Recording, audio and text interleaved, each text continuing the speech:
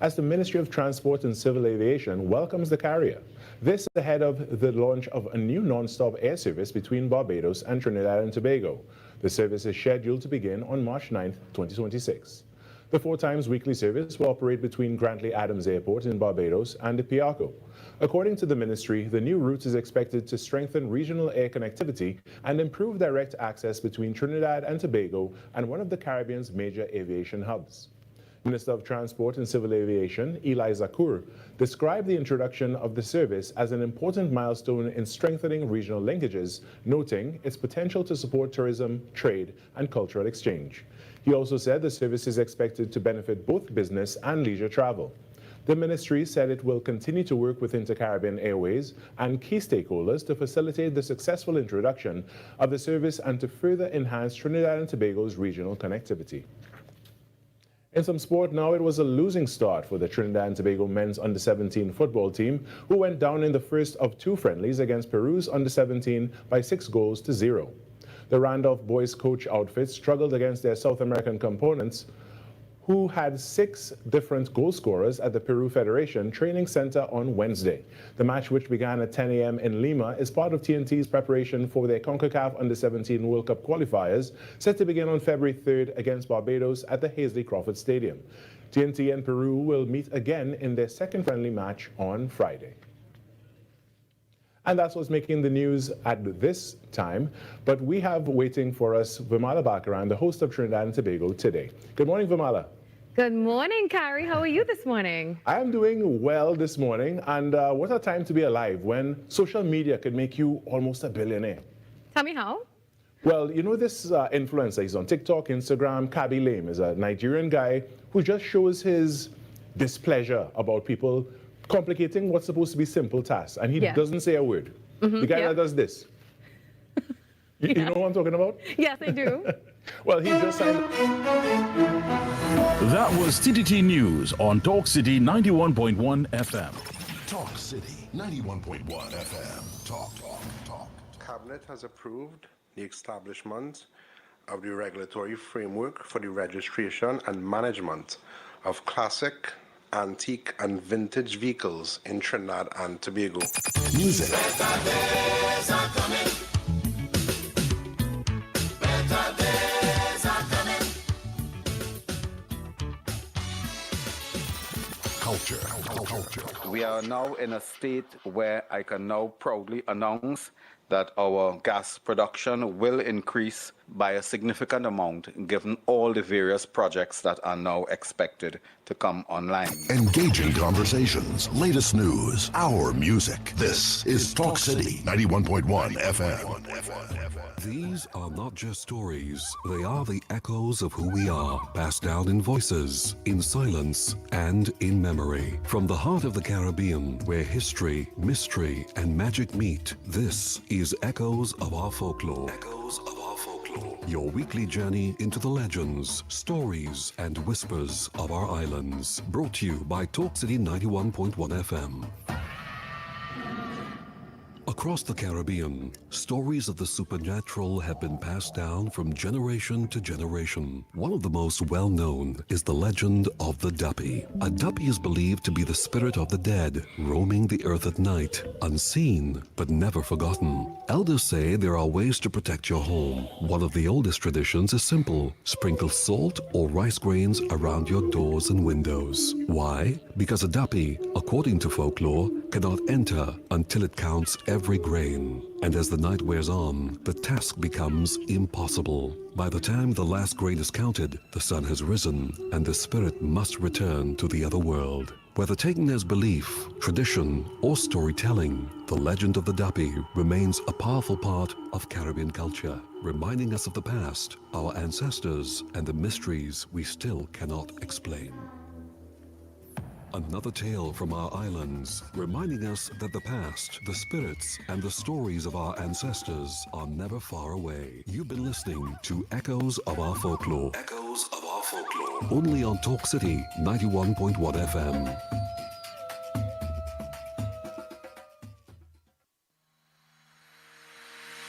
Every morning begins with a story. The headlines you need. The voices you trust. the conversations shaping our nation. Welcome to Trinidad and Tobago Today, where your day starts informed and inspired. News that matters to you. Conversations that spark new ideas. Stories that move Trinidad and Tobago forward. Tune in weekdays, Monday to Friday at 6 a.m. or join the conversation on any smart device at TNT Today Show. Trinidad and Tobago Today. Start here, exclusively on TTT. TTT News, every night at 7. TTT News, committed, accurate, relevant. The largest Pan Festival is back! On Sunday, 1st February, we head to the Queen's Park Savannah for Pan on the Greens Music Festival 2026. It's our big line! It's our big line! We on the greens! And we live in from 1 p.m. till... We on the greens! Over 18 soca superstars on the big stage. And it can't be our best line without big DJs. It's the biggest line in Trinidad and Tobago. Sort out your coolers. Which crew you're liming with? Who you're liming with? It's a big lime. Get your tickets now at Woodford Cafe or online at ILDtickets.com. Looking for a crew package? Send us an email. beyondthegreens@gmail.com or WhatsApp 325-7177. Pan on the Greens 2026 is a big lime. Brought to you by NCC and BH Entertainment. We lime in. Pan on the road. Pan on the road. Voices on the air. Talk City 91.1. Any views or opinions expressed on the ground report are solely those of the hosts and callers and do not represent the views, policies, or official position of Talk City 91.1, its management, or affiliates. This is Dexter. And right now you're listening to Talk City 91.1. Keep it locked. 6 a.m. to 9 a.m. Join Andy Williams and Lennox Smith, the Ground Report team, as they rip apart the lies, half-truth, and misinformation that the mainstream media never discuss. The Ground Report. Hard-hitting, informative, undiluted, uncompromising, and unfiltered. Monday to Friday. Get the raw facts before making any life-changing decisions. Only on The Ground Report.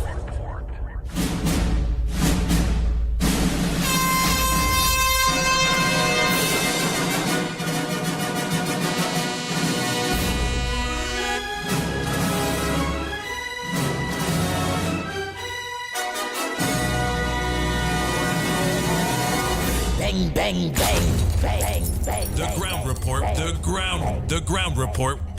The government of Trinidad and Tobago is not closing down Petrotrin.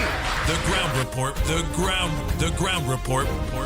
I would think that they've been very clear that all the employees of Petrotrin will exit the company. All. The Ground Report with Andy Williams and Lennox Smith. I hear my name called.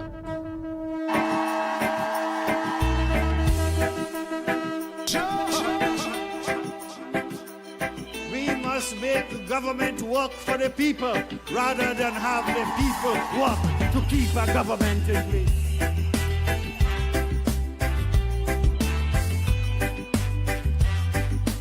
Oh boy, oh boy, oh boy, oh boy, oh boy. Listen. Let's take in some God. I love this tune. Let's go spell it sweet. Water you turned into wine. Open the eyes of the blind. There's no one like you. None like you.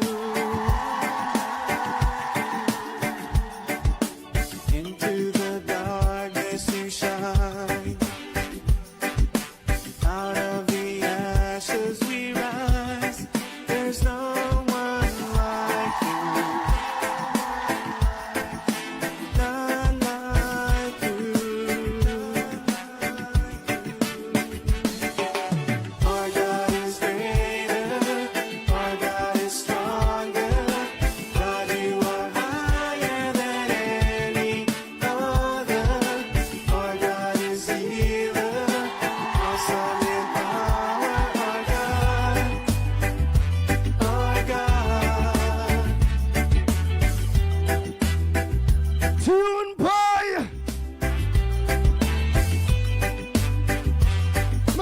good morning to all Maxi taxi drivers, taxi drivers. Into the darkness you shine.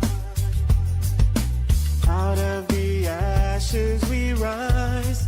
There's no one like you. None like you. Our God is greater. Our God is stronger.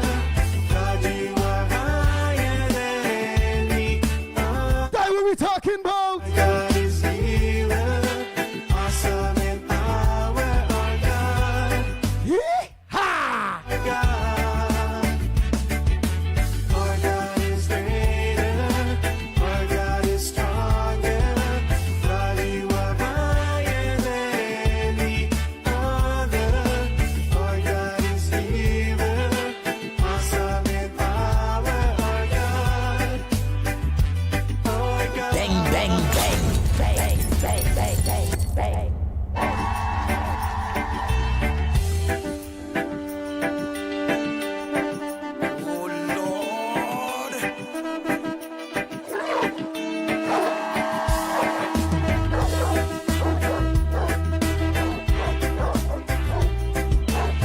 If you believe your God is greater, your God is stronger, He's the only one. Take it in. Let's say our prayers before we go to battle. Early this morning, Trinidad and Tobago. Water you turned into wine. Open the eyes of the blind. There's no one like you. None like you. Into the darkness you shine. Out of the ashes we rise. There's no one like you. None like you. Oh boy, oh boy, oh boy. Director Snipes, give me a signal there. 91.1 FM, a stinger. Yeah, let me hear a stinger there, boy. 91.1 FM. Talk City, 91.1 FM. I wait. Go ahead. And more informed from 6 to 9 a.m. It's the Ground Report with Andy Williams and Lennox Smith on Talk City 91.1. Into the dark. So you know we are there, let them know. Organize a short one for we like. Out of the ashes we rise. You're lock on too. There's no Talk City 91.1 FM. none like you. You go request a short, nice one. Let me say blessing and morning to all Maxi taxi drivers, PH drivers, bus drivers, truckers. Good morning to each and every one of you. Yes, to the driving public. Good morning to you. I want to say thanks so much. Again, for letting a driver and the next driver and the next driver and all the drivers know again where they can get the ground reports right here on Talk City 91.1 FM. Our God is great. For those of you, all the passengers that are locked on,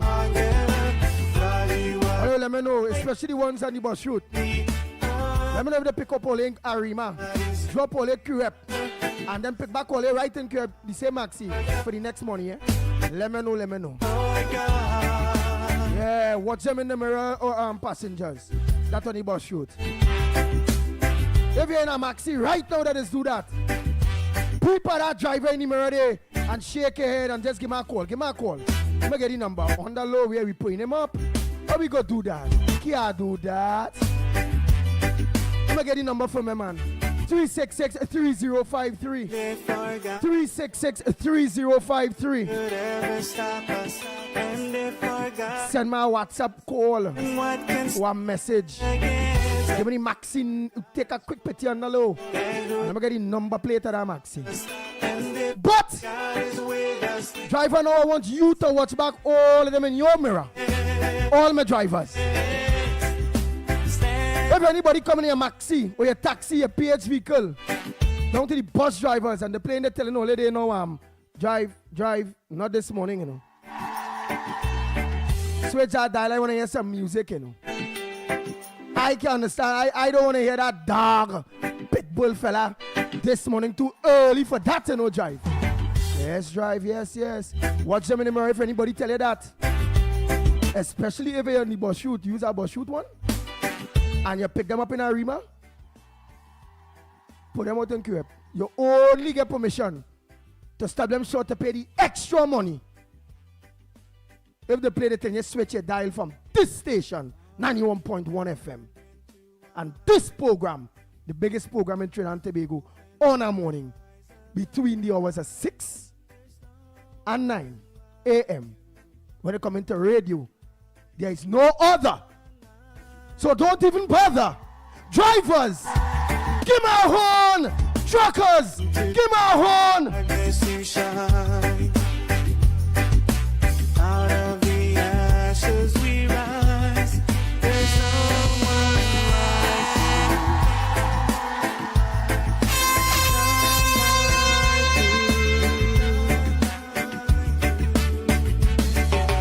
Our God is greater. Our God is stronger. God, you are higher than any other. Nice. I want to start the program very early with you all. Yeah, I want to hear what's on your front burner. Well, yes, we'll go through all the various headliners. But we know it's Izuso, the failure of that bill. So out there, here with Roger Alexander, they say, well, you know, they'll come with something else. Many people are happy that the bill did not pass, especially after the city opened murder. That's my opinion. That's not the opinion of Talk City. 91.1 FM, that's the opinion of the pitbull of radio, Andy Williams, in which I saw the video, and I really didn't see the police life in any danger. What I see is, as they pull up, is bullet. What I see is a man hand outside the vehicle. What I see, he take 2 shots and realize it's serious. The hand drop out, come down, and the hand go back up to show, well, oh God, I give up, I surrender. And it says, brap, brap, brap, brap, until the body was motionless. That's what I see. What happened before, in my book, have nothing to do with the end results of that.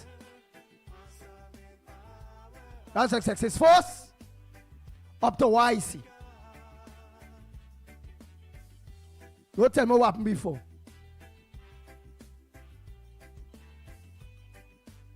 He shoot ball behind all before.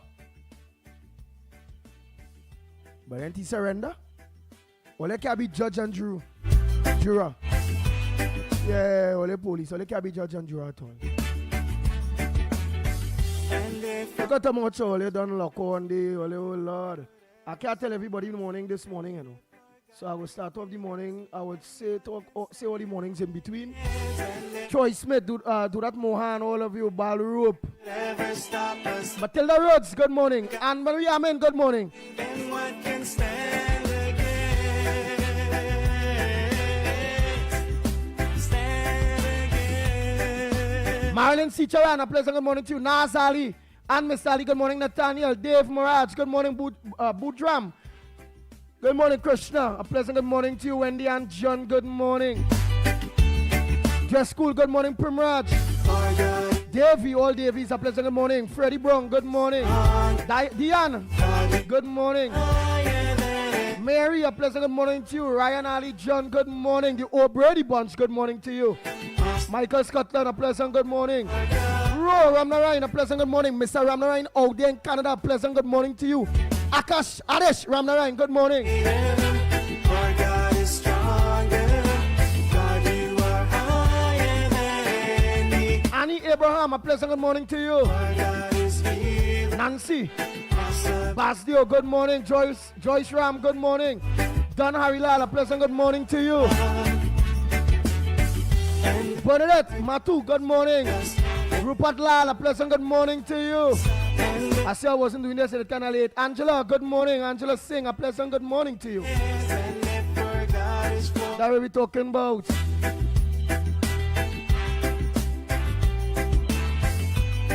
Gemma C. Prasad, good morning. Chandra Benjamin, a pleasant good morning to you.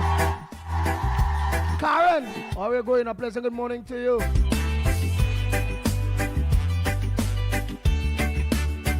Balroop, where we going? You're still in Trinidad? Cyril, good morning.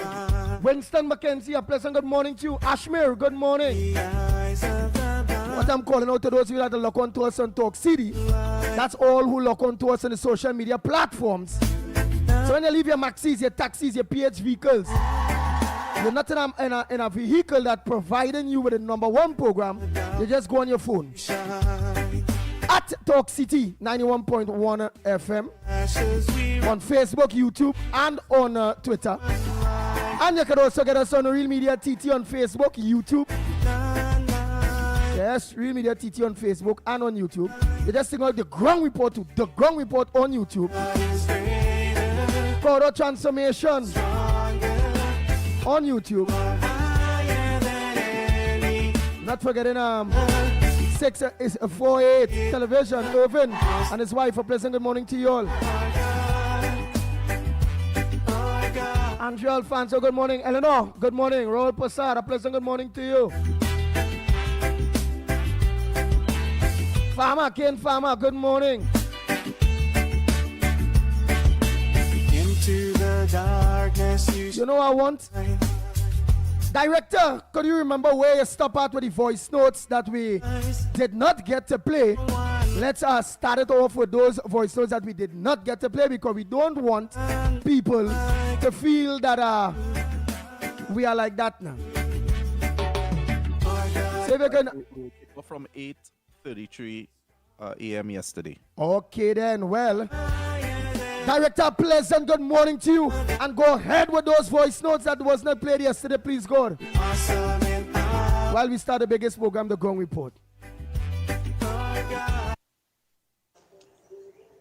Good morning, Ground Report.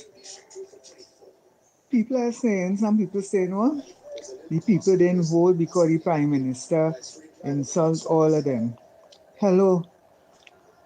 When the PNM was in power and UNC in opposition, they faced all sorts of ridicule from the present, what she is, at the top, when she was in charge of the Senate, right? And the previous one, they faced all kind of insults. But when the bills were benefiting the citizens of Trinidad and Tobago, they voted. So this thing where some people calling is because she insult them and think that's why they vote. The UNC is not like that. Goodbye. Andy William, good morning, Lennox, Mikey, and everyone. Andy, when people calling and asking, saying that the government had the money and the gas and the vehicle, what does she do? Call the PNM ministers asking where all the money gone. When they hear minister 500 million contracts and all that to people and families, ask them where the money is. I mean, the people in Trinidad are stupid. You need money to run a country. The PNM steal all the money, and yet they don't want to support the independents, want to support the government. So you see what's going on there? The Prime Minister need to get rid of all of them, find out a way to get rid of the president, impeach she, let she get out of there because she's a damn PNM. Only nominating PNM people to support she calls. Come on, all them fake people there. And he said it. I watched it yesterday. I couldn't believe that one of them and see the good in it. All see the bad. And the PNM people for you need to get rid of all of them, Andy. And ask them where all the money gone. Lock them up. Lock up the PNM people. Later, Andy.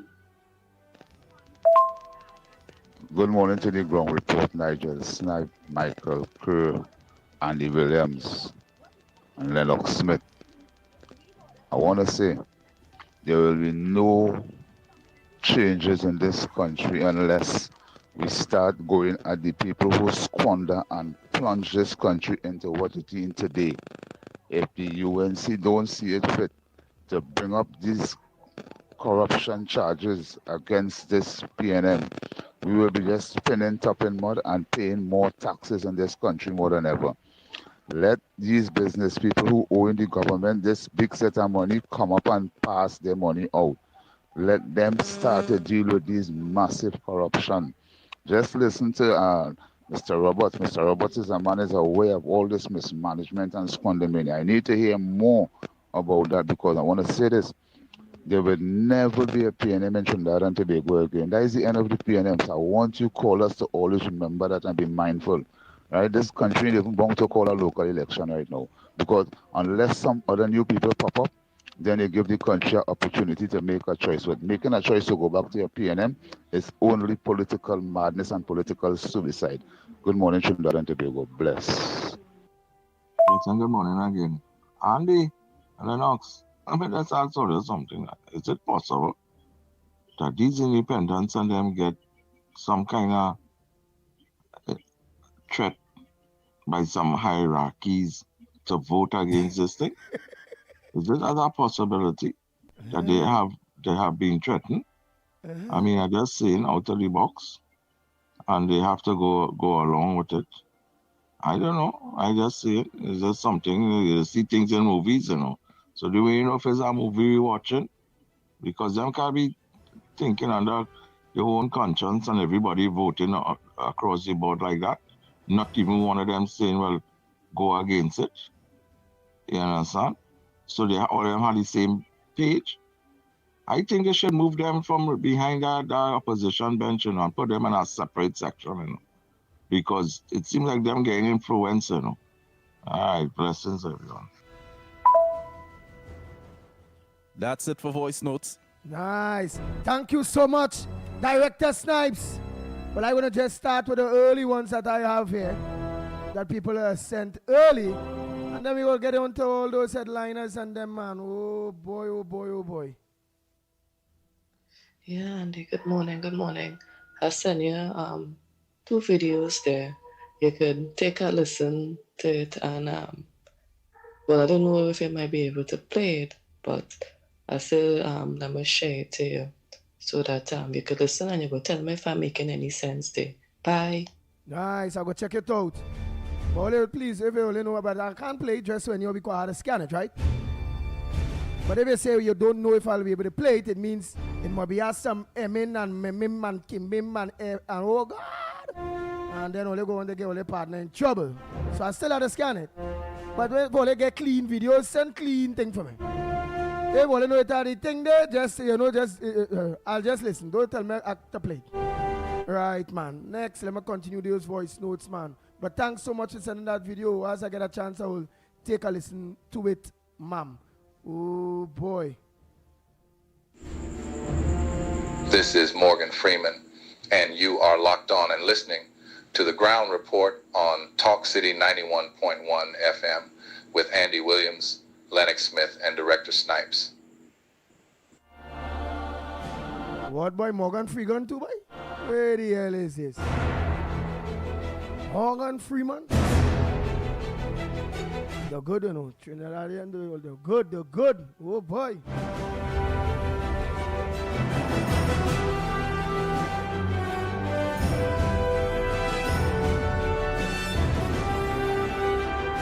I rather he. This one I rather this one here. I rather he. He's our boss. This one here.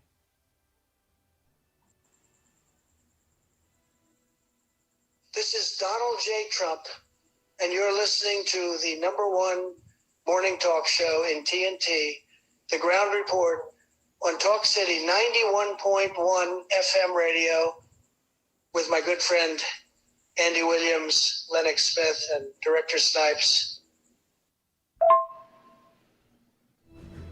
Good morning, friends. This is Donald J. Trump, and you are listening to the #1 talk show in TNT, The Ground Report on Talk City 91.1 FM with my good friend Andy, the Pitbull Williams, Lennox, the Big Word Man, and Program Director Snipes. Join them from Monday to Friday from 6 a.m. to 9 a.m. Bye, guys. Daisy, man, I like it. Ground Report, good morning, Mr. Stipe, good morning to all of TNT. Blessed good morning.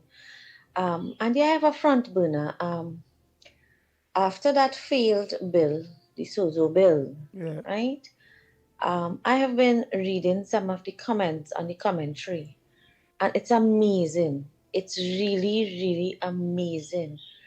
And so disgusting sometimes to see how some citizens of this country really thinks. And one of it that really disturbed me is that despite those hot zones, and I can understand that the residents cannot come out and openly speak their mind concerning what's going on in the community, because remember, we at the outskirts don't really know, like for instance me, what it is to live in a hot spot.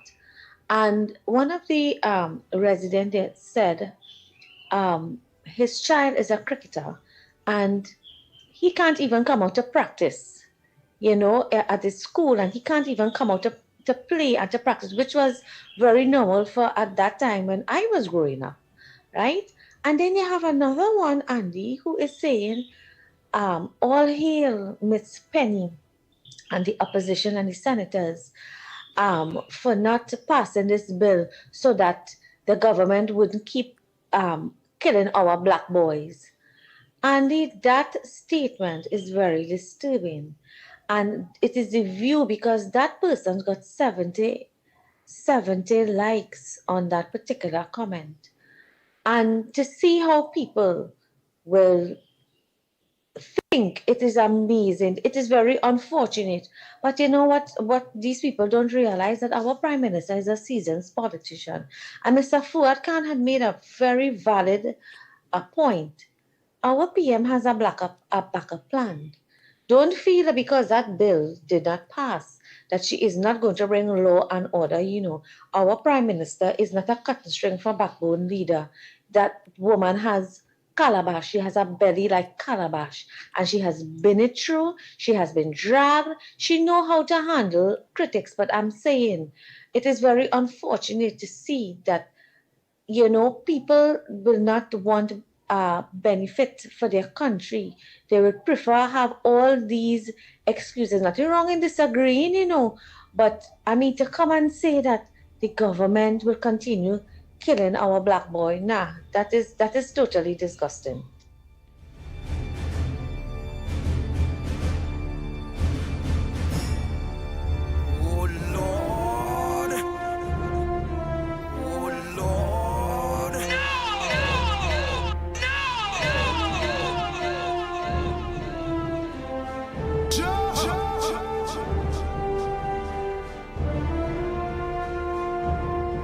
Papa, so at least I'll hear how some people out there is think, eh? One, the sad incident that we all see. Yeah, was something different. I want a different background for what it is I'm going to explain, especially after that lady, what it is she observed on social media. So you'll understand how Trinidadian, not the Tobagonians, eh? How they think. How dread the race and the politics is in Trinidad. The video that I saw, when the boy was putting his hand out in the car, the police and them as they pull up themselves say, freeze, put your hand up, don't move. As they take come out the car was bullet. Was Kamala Prasad be said, so anybody in her government, they doing that? Do they approve of what it is they see there? How did her and her government killing out the black boys, we black people? When I look at the videos on them, all over social media, the same social media that them looking to get likes on, I see somebody by a shop, a black boy come and shoot a black boy. I see somebody riding a bike, a black boy come and shoot a black boy. I see somebody sit down by a bar, a car pull up, two black boy come and shoot the black boy. Most of the videos I seen online is black boy killing black boy.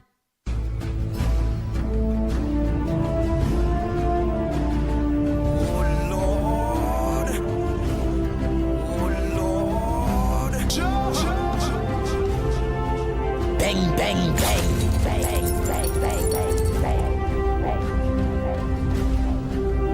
To you, the people of Trinidad and Tobago, for those of you that are logged on to us online, I'm happy that that statement was raised by that godly blogger or that voice note that was sent to Talk City 91.1 FM and right in the studios of Real Media TT.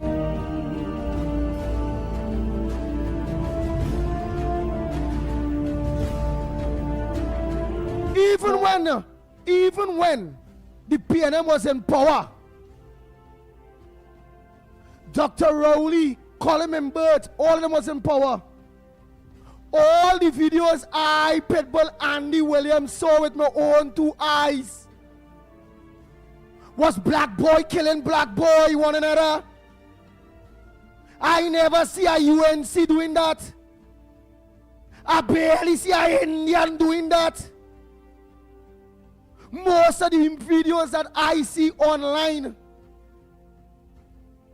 it's not no political party, not the PNM, not the UNC.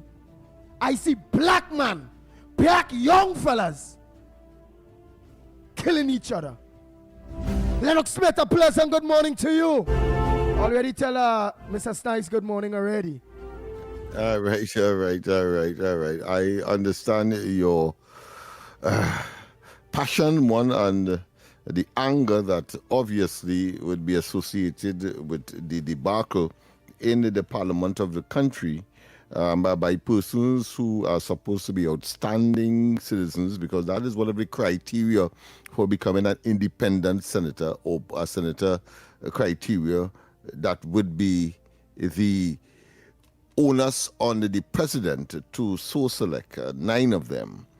And clearly, that is a betrayal of that principle, of that fundamental, that upright citizens would make decisions to continue in the what the police describe as hotspot communities, to continue the carnage and the mayhem and the dislocation and the murders, and they can go home and sit comfortably in their protected cocoons and believe that there is no repercussions for them. Well, I want to tell them they have analyzed the situation very poorly. And of course, one can speak of the poison tree and if they are the fruits of a poison tree, meaning that here it is, we have a PNM confessed and inserted president who have selected them, and as a consequence of that, the fruit which they represent of that poison tree means therefore that we will get this kind of response. And why am I saying that? I'm saying that simply because if the UNC and the coalition of interests had the opportunity to select those senators, I want you to search your conscience, whether you are PNM, whether you are nondescript, whether you are neutral, whether you have a particular political position or otherwise in the society. I want you to examine your conscience and then come up with what I consider to be the rhetorical answer, because it's a rhetorical question really. If the UNC and the coalition of interests had the opportunity to select independent senators, would the outcome of that vote be different? That is all I am asking the population today to examine and to draw a conclusion. I lay my case there because the answer to me is so damn obvious that it requires no general analysis or response in terms of it. It could be one response. If these senators were selected by a UNC coalition of interest imposed president, would the outcome be what it turned out to be? Go ahead, Andy. The outcome would not have turned out what it turn out to be. That's why, again, while we are here as the fourth pillar of democracy in Trinidad and Tobago, again, I and the Pitbull Williams are advocating in the future that we change the requirements of picking a president of the Republic of Trinidad and Tobago, and they must not be selected by no political party, and that they should have nominations by the various political parties out there.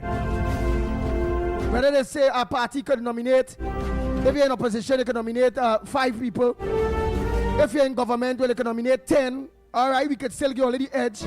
But the overall picking of those 5 and 10, 15 must come to a vote by the people of Trinidad and Tobago. Must be voted in, not selected. And that obviously, Andy, is in the realm of constitutional reform and amendments and adjustments. But in the meantime, we have this situation. We have a critical situation in the country where crime, criminality, our young people are going astray in schools, outside of schools, and in whole communities such as Laventille, East Port of Spain, and of course, and surrounding communities. And we have an existential crime and criminality problem. Murders going out of hand. We have had, 3-4 SOEs in successive sessions, more than we would like it to be. We have a reputation in the world of being the 6th most violent country, and then of course we have per capita,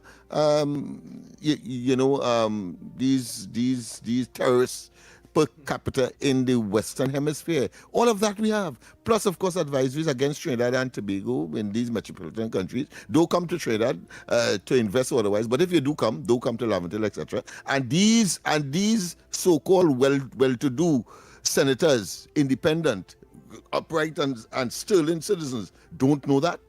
We have to go for a break. And when we come back, more on this edition of the Ground Report. If you are a migrant currently living in Trinidad and Tobago without legal immigration status, this message is for you. The government of Trinidad and Tobago has introduced a special registration process for migrants who have overstayed or entered the country illegally. The online registration process will begin from Monday 26th of January and end on Wednesday 25th of February 2026. All applicants are first required to register through the official portal at migrantregistration.gov.tt. That's migrantregistration.gov.tt. After completing the online registration, there will be a mandatory in-person processing and verification which begins at the end of February 2026. The start date for that phase will be announced through official government channels. The in-person registration will take place at the Hazley Crawford Stadium, Port of Spain, the Atto Bolden Stadium in Balmain, Couva, and the Larry Gomes Stadium in Malabar, Arima, as well as the Dwight York Stadium, Bacalet, Scarborough, Tobago.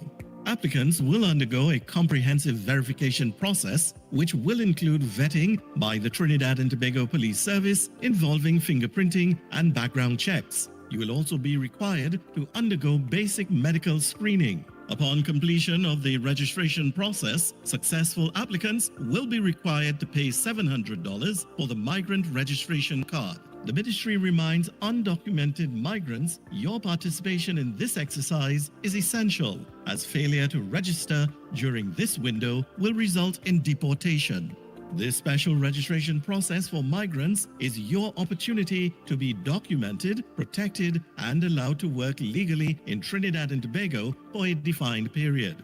For additional instructions, along with online application and required forms, visit the official portal at migrantregistration.gov.tt. That's migrantregistration.gov.tt. This message brought to you by the Ministry of Homeland Security and the Information Division, Office of the Prime Minister.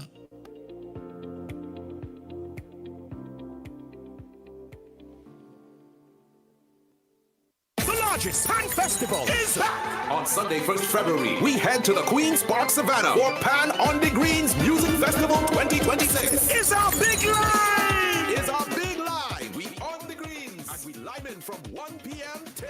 We on the greens. Over 18 soca superstars on the big stage. And it can't be a best line without big DJs. It's the biggest line in Trinidad and Tobago. Sort out your coolers. Which crew you liming with? Who you liming with? It's a big lime. Get your tickets now at Watford Cafe or online at islandetickets.com. Looking for a crew package? Send us an email. beyondthegreens@gmail.com or WhatsApp 325-7177. Pan on the Greens 2026 is a big lime. Brought to you by NCC and BH Entertainment. We lime in.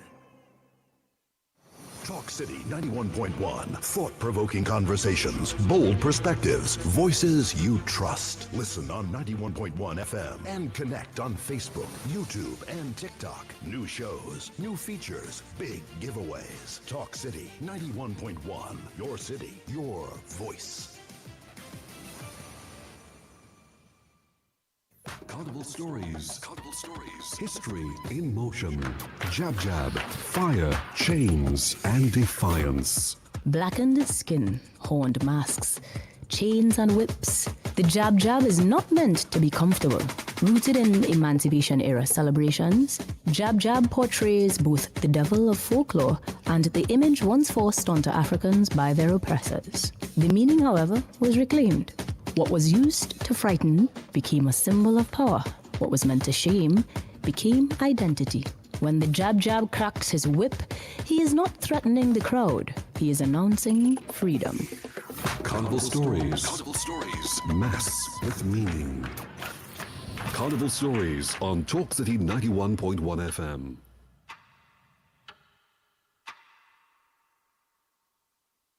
Bring your team, bring your flags, bring your vibes. Next 99.1 FM is taking over the savannah.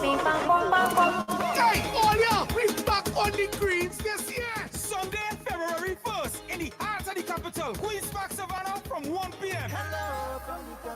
We are bringing the energy for Jam Iron on the greens. This one you don't want to miss, and it's all inclusive. Bring your crew, bring your flags, and bring your vibes. This a mood. Watch how we back on the people, them stage like it's encore. So secure your packages early. Get yours today on islandetickets.com. Lock in your spot and lock in your team. Next 99.1 FM, the next level of radio. I will be staying up on the truck with the gallon up on the top plate. Jam Iron on the Greens is powered by Nescafe, White Oak, Absolute, Orchard, Jameson Irish Whiskey, Maggie, Cafe Barista Iced Infused Coffee, Forest Park Punchin, Brew Waters, Stamina Energy, Jade Monkey Tobago, and Next 99.1 FM, a member of the TTT Limited Media Network. Your stories, your communities, your country. TTT News is everywhere, on the ground, across Trinidad and Tobago, and on every smart device. TTT News, nightly at 7. TTT News, committed, accurate, relevant. Before the sun, before the road, the talk starts here. Talk City 91.1. This is Destra, and right now you're listening to Talk City 91.1. Keep it locked. 6 a.m. to 9 a.m. Join Andy Williams and Lennox Smith, the Ground Report team, as they rip apart the lies, half-truth, and misinformation that the mainstream media never discuss. The Ground Report. Hard-hitting, informative, undiluted, uncompromising, and unfiltered. Monday to Friday. Get the raw facts before making any life-changing decisions. Only on The Ground Report.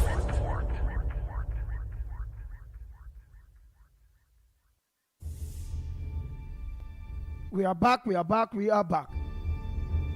Time check. Yeah, it's 7 minutes to the hour, 7 o'clock, to 7 o'clock.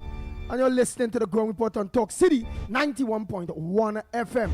And you're viewing us on all our social media platforms at Talk City 91.1 FM on Facebook, YouTube, and on Twitter. Not forgetting on the Real Media TT on Facebook, YouTube. Corridor Transformation.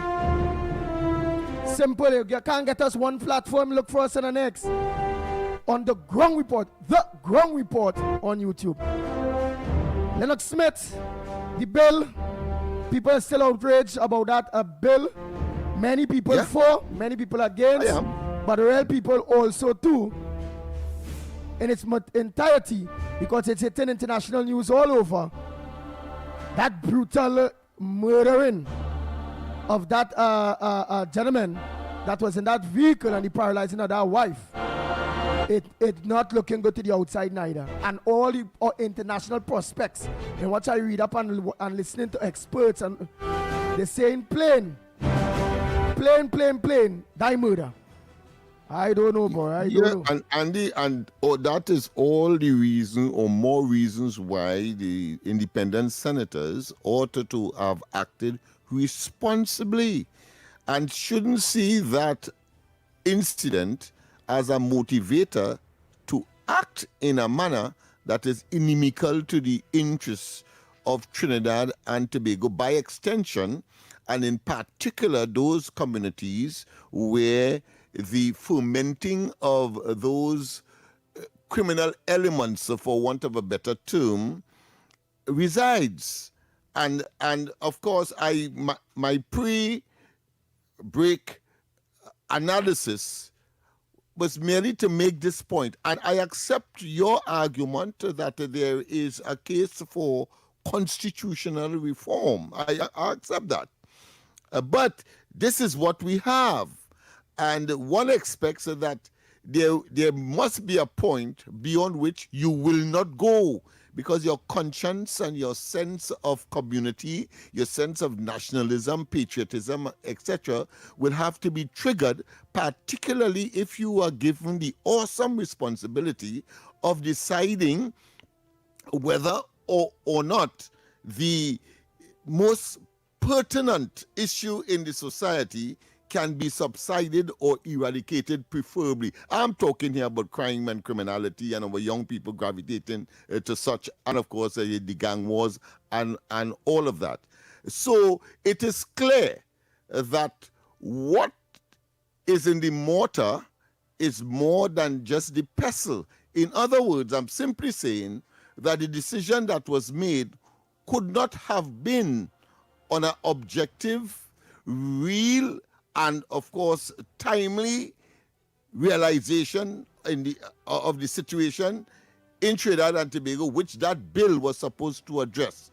It has to be something more and beyond your conscience and your rationality and your assessment by these goodly, very intelligent, high-profile, outstanding citizens. All right, and what you find of the nine persons that were selected, but as I said, by a poison tree, and they simply are the fruits of that tree. And what you find is more into that in what you are talking about.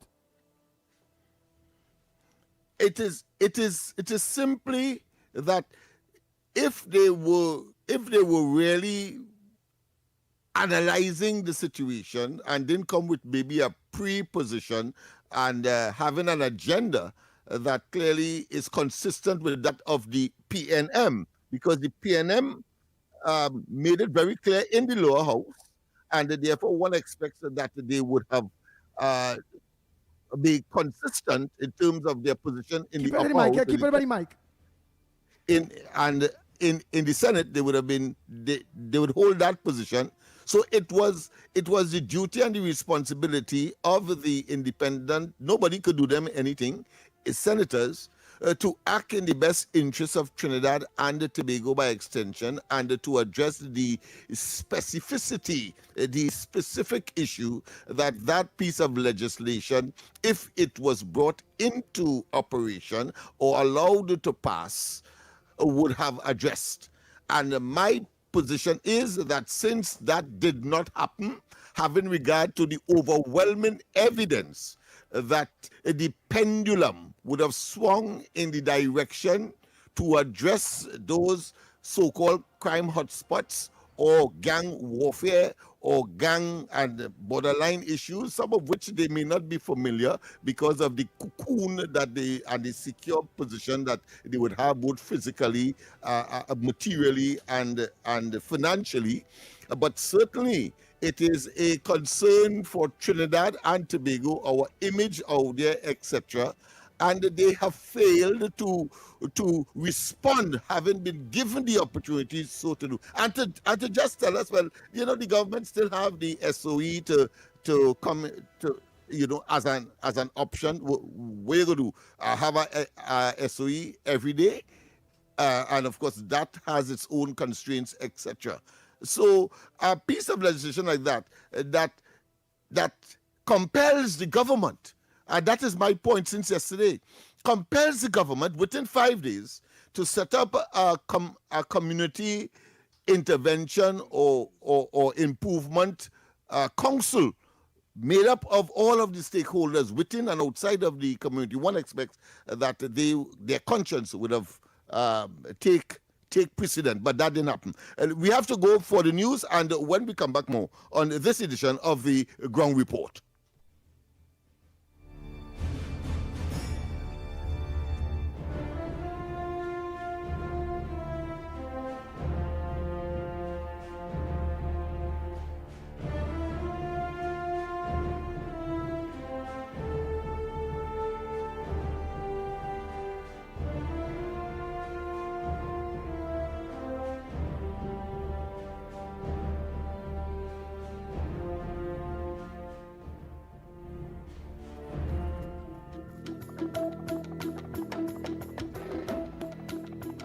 Good morning. This is your TTT News update at 7. I'm Carrie Roberts.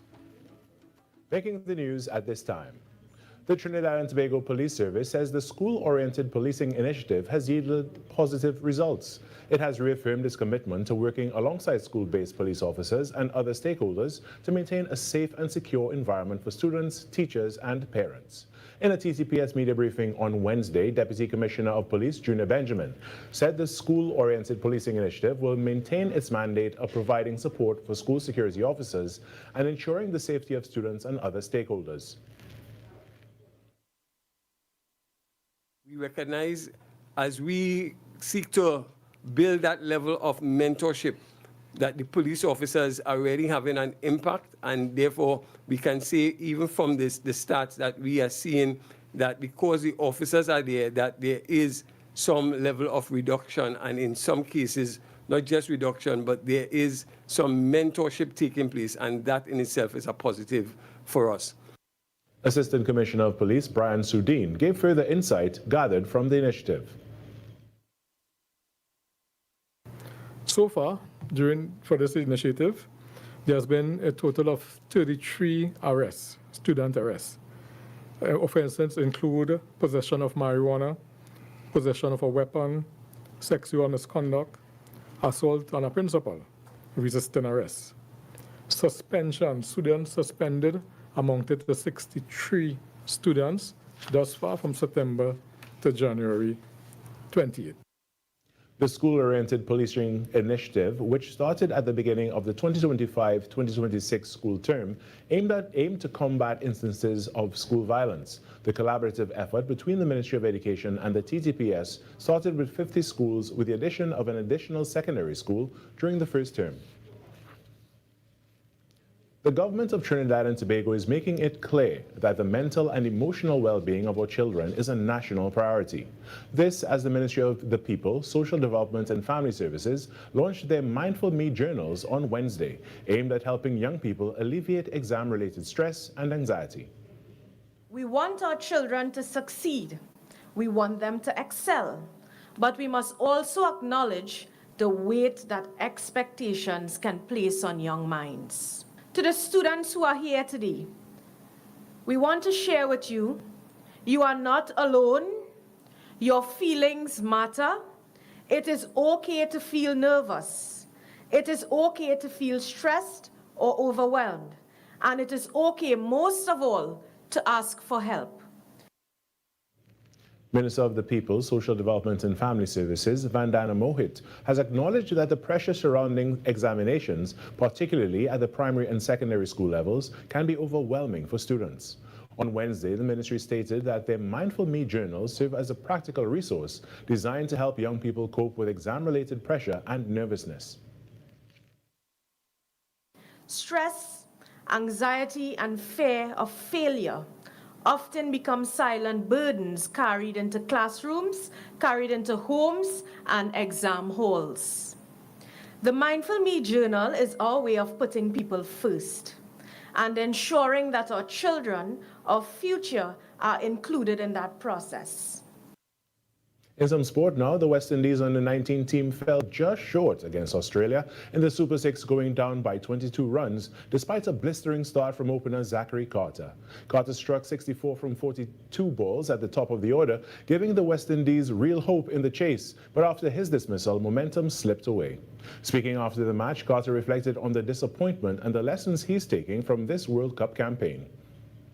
I was really disappointed. I was really determined to get a base score and get my team over the line, so it was guttered, and that was, to me, it was a poor shot selection, and I just think that learning has to take place. Decision making is a big key. At this level, with the quality bowling as Australia, you just have to be really disciplined, so I think that I lost the discipline there. And that was your TTT News Update. I'm Carrie Roberts. After the break, we return to Trinidad and Tobago today.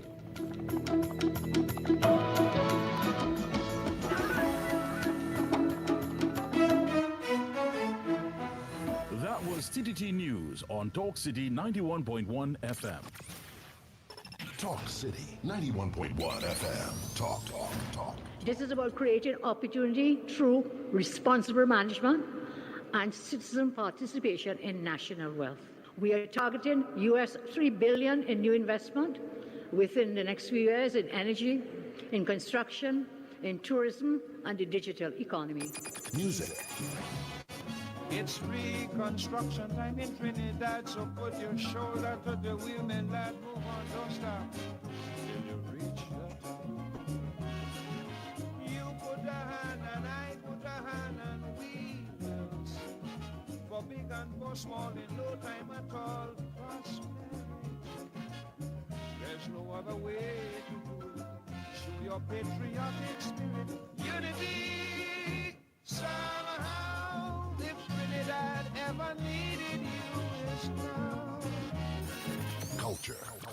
The budget has goodies and some not so goodies, but that is because fairness requires that everyone plays their part. Engaging conversations, latest news, our music. This is Talk City 91.1 FM. These are not just stories, they are the echoes of who we are, passed down in voices, in silence, and in memory. From the heart of the Caribbean, where history, mystery, and magic meet, this is Echoes of Our Folklore. Echoes of Our Folklore. Your weekly journey into the legends, stories, and whispers of our islands. Brought to you by Talk City 91.1 FM. You may wonder, how can a tree become a legend? But for centuries, one towering giant has stood not just as part of the landscape, but as part of the lore. They call it the silk cotton tree, also known as the ceiba, the kapok, the jumbi tree. Its massive roots grip the earth, its branches stretch high into the sky, and its shadow carries stories older than memory. Long before the modern world, the first peoples of Trinidad, the Amerindians, believed this tree was a dwelling place for spirits. They didn't worship it, but they revered it. Later, when Africans were brought to the island, they too learned to respect the silk cotton. So deeply, in fact, that many refused to cut it down for timber. That fear still lives today. Engineers, planners, workers, even with blueprints in hand, have been known to walk away rather than disturb a silk cotton tree. Better to reroute a road than to awaken what lies within. For the old stories warn, inside the trunk, inside the roots, dwell spirits not meant to be disturbed. And if you dare to cut it, if you strike the silk cotton, if you chop away even a single piece, the lore says you will be struck dead. immediately. No second chances, no mercy, just silence. So when you pass one on a lonely road, when its massive branches loom above you in the moonlight, remember, in the Caribbean, some trees are not just trees. They are guardians, they are warnings, they are alive with stories we were never meant to forget. Another tale from our islands, reminding us that the past, the spirits, and the stories of our ancestors are never far away. You've been listening to Echoes of Our Folklore. Echoes of Our Folklore. Only on Talk City 91.1 FM. The largest Pan Festival is back! On Sunday, 1st February, we head to the Queen's Park Savannah for Pan on the Greens Music Festival 2026. It's our big line! It's our big line! We on the greens! And we live in from 1 p.m. till... We on the greens! Over 18 soca superstars on the big stage! And it can't be our best line without big DJs. It's the biggest line in Trinidad and Tobago. Sort out your coolers. Which crew you're liming with? Who you're liming with? It's a big lime! Get your tickets now at Watford Cafe or online at islandetickets.com. Looking for a crew package? Send us an email. beyondthegreens@gmail.com or WhatsApp 325-7177. Pan on the Greens 2026 is a big lime. Brought to you by NCC and BH Entertainment. We lime in! From the road to the radio. Talk City 91.1. 91.1. Any views or opinions expressed on the ground report are solely those of the hosts and callers and do not represent the views, policies, or official position of Talk City 91.1, its management, or affiliates. This is Destra, and right now you're listening to Talk City 91.1. Keep it locked. 6 a.m. to 9 a.m. Join Andy Williams and Lennox Smith, the Ground Report team, as they rip apart the lies, half-truth, and misinformation that the mainstream media never discuss. The Ground Report. Hard-hitting, informative, undiluted, uncompromising, and unfiltered. Monday to Friday. Get the raw facts before making any life-changing decisions. Only on The Ground Report. The Ground Report. The Ground Report. The government of Trinidad and Tobago is not closing down Petrotrin. The Ground Report. The Ground Report. I would think that they've been very clear that all the employees of Petrotrin will exit the company. All. The Ground Report with Andy Williams and Lennox Smith. We must make government work for the people rather than have the people work to keep a government in place. Time check. It's 11 minutes past the hour of 7 o'clock, and you're listening to the Ground Report on Talk City 91.1 FM. And you're listening and viewing us on all our social media platforms at Talk City 91.1 FM on Facebook, YouTube, and on Twitter. And you can also get us on Real Media TT on Facebook, Real Media TT on YouTube, Corridor Transformation on YouTube, The Ground Report on YouTube, and 648 Television on YouTube. The lines, Trinidad and Tobago, because we haven't opened the lines that say are open. That's some other things we had to discuss. So you go ahead, caller. What's your contribution on the Ground Report this morning? You all try to make it short and sweet. You all see the time we used to have, we don't have no more. Go ahead, caller. Welcome to the Ground Report. Pleasant morning to the Pitbull, Andy Williams. Good morning to Lennox Smith and Snipe, Trinidad, and the Honorable Prime Minister. Andy, you hear me? Loud and clear, Tabakit. Thank you. Let me give my postmortem and what happened in the upper house with the independent senator. Lennox, let me see you. Andy, I am smelling a fish van with rotten fish passing. And that is what happened in the parliament. Let's go there. When the independent senators had to bring their amendments to the bill, Trinidad and Tobago, you all must listen to this. every one of the senators, what they did, they decide that, you know what, we're not going to bring that amendment again. But what was passing strange, the former Attorney General, Faris Alwari, every time the independent senators to bring an amendment, they withdraw it. But every time they did that, Faris Alwari got up and bring an amendment. But what was strange, Faris Alwari was looking back at the independent bench and bowing to them. When Marlene Atz had maybe about 6 different amendments, Alwari just looked back at her and bowed. And every time he bowed to the independent bench, that was the code to remove, do not bring any amendment, withdraw, and I would bring it. Trinidad and Tobago, what happened in the parliament on Tuesday? The independent benches, they are no longer independent. They must resign immediately. Andy, let's go there. When you have a prime minister of a country is now telling you where 2 independent senators approach a government senator for bribe, that there warrant where the commissioner of police immediately must launch a full investigation and charge and arrest those 2 independent senators. And this is a prime minister of a country. This is not alleged, you know. A prime minister of a country is now telling you that the independent benches, and I am making a clarion call. And Andy, you have been doing something last year. You have been going in front of different institutions to call out.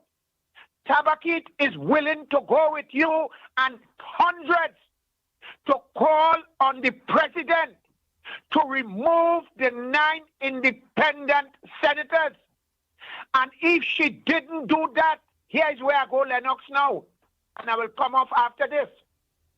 If the president did not remove the 9 independent senators, what it means to say the president is a part of the conspiracy, and what we would have to do, we would have to impeach the president. Then which means that will trigger off the section in the Constitution where we would have to remove the president. Let me repeat what the Prime Minister said. It is cause for concern that 2 of the independent senators conspired in order to take bribe from 2 government senators, Trinidad and Tobago. Andy, before I go, you with me there? Yes. If this managed to remain, and it's on the record by a Prime Minister of Trinidad and Tobago, I am now calling your good self, Andy. What you have been doing, going in front of various institutions, Tabakit is willing to join you to call on the president immediately to remove those 9 independent senators. And if she did not remove them, she's a part of the conspiracy to form a coup d'etat to remove a sitting government. This is frightening. Tabakit out and off. Thank you. Next caller. Pleasant good morning to you. Caller, where you calling from? What's your contribution on the ground report? This is Dogo Martin. Good morning to you and Lennox. Morning. A couple of things. Good morning. 2 things I want to go. I want to clap back at the LATT. I ain't seen you, Lennox. Director, let me see Lennox. Yeah. All right, we make the adjustments momentarily. But go ahead, Mr. Digo Martin. Right. I want to clap back at LATT, the LAT, and I wouldn't put the RINE at the back of it, right? We go keep it clean. Listen to me. I am hearing that they're saying nobody is above the law, including the police commissioner. the fact that he basically didn't suspend those 3 policemen with the Bassi St. Augustine shooting. I want to remind LATT there is a person who is now a judge in the Eastern Caribbean who misled a Miami court, and let me say it bluntly, lied in a Miami court with an affidavit. And what did they tell him? They tell him he was a good boy. So they come in to preach accountability and transparency and honesty, integrity is out of the window. More importantly, a judge appeal court overturned a disciplinary matter they brought against a fellow who jumped from the UNC, a lawyer who jumped from the UNC and went to the PNM, a fellow by me around Bali. They made a judgment on him, and when he took it to the appeal court, they were castigated. So they must not come and try to pontificate to us. I mean, they said, let us go back to independent senators now. When there was the collapse of the merit list, it's not a member of that fraternity, the police service, with Bliss, the police service company, by the name of McNish. And he was part, or he facilitated the collapse of that. Where was the LATT? Because who was implicated in that fiasco was a prime minister, president, and that supposedly independent body member they call McNish. I mean to say, how the LATT didn't say anything about that. And then we fast forward to now. You remember, it have a fella named Aloe Vera. He brought the judiciary into disrepute when it appears that he colluded and he invited the appeal court judges to make a pronouncement on a then opposition senator. And what did the LATT say? Did they scold him? Did they tell him as a member of the LATT you shouldn't be doing that? Then let him go free. And the president didn't bring him to account. Neither the Chief Justice, the then Chief Justice. So you have him, you have 2, and I believe it might be the same one or it might be the 2. And then you have McNish, 4 possible senators who are tainted. I won't say contaminated, but tainted and could lead to the contaminated of the pressure. So I'm back in with the Prime Minister. 358 votes. 9 plus 1, 10. Nah, how we could basically go with them? We have to be part of Plan B to agitate for good governance, and that is including the rethink of all the opposition senator. And as Tabakit say, if we have to do some harsh decision, if we have to burn down the institution and start back, so be it. We have to fix the country. I go and have a nice morning. Wow. If we had a bundle now, if we had to find ways and means to get what we want done, but bundle the country now. We can't do that at all. The criminal elements and them, the home invasions and them, the corrupt politicians. I don't think he said that, Andy. Let's interpret what he said. He said the institutions he was referring to, not the country. Oh, in other words, if a country, if an institution is dysfunctional, then of course he used that analogy to emphasize how critical it is, and if you are prepared to do that, not literally, of course, he's talking figuratively, obviously. All right. Go ahead. I know that, but I chose that for you to do that. So who may not understand that will understand that. Go ahead, caller. I hear you, my friend. Well done. Right. Good morning to the Mr. Smith. Yes. I listened to that debate, and I will tell you, Ms. Kamala achieved her goal. No matter, even Rowley jump out, but Ms. Kamala using real strategies on this PNM from since before the election in the 28th of April 2025. Remember what she did? She, in October 2024, she bought the radio stations and the television station And she had all her candidates, and she made them believe that she ain't ready yet for the election. And they call election thinking they in front. And when Miss Kamala was in front. Now listen this. What I realized listening to David Naked and Roberts, if you go back and listen to these two senators, how they blast the independent senator. And they was on the independent senators even more than even the normal PNM senators. Why?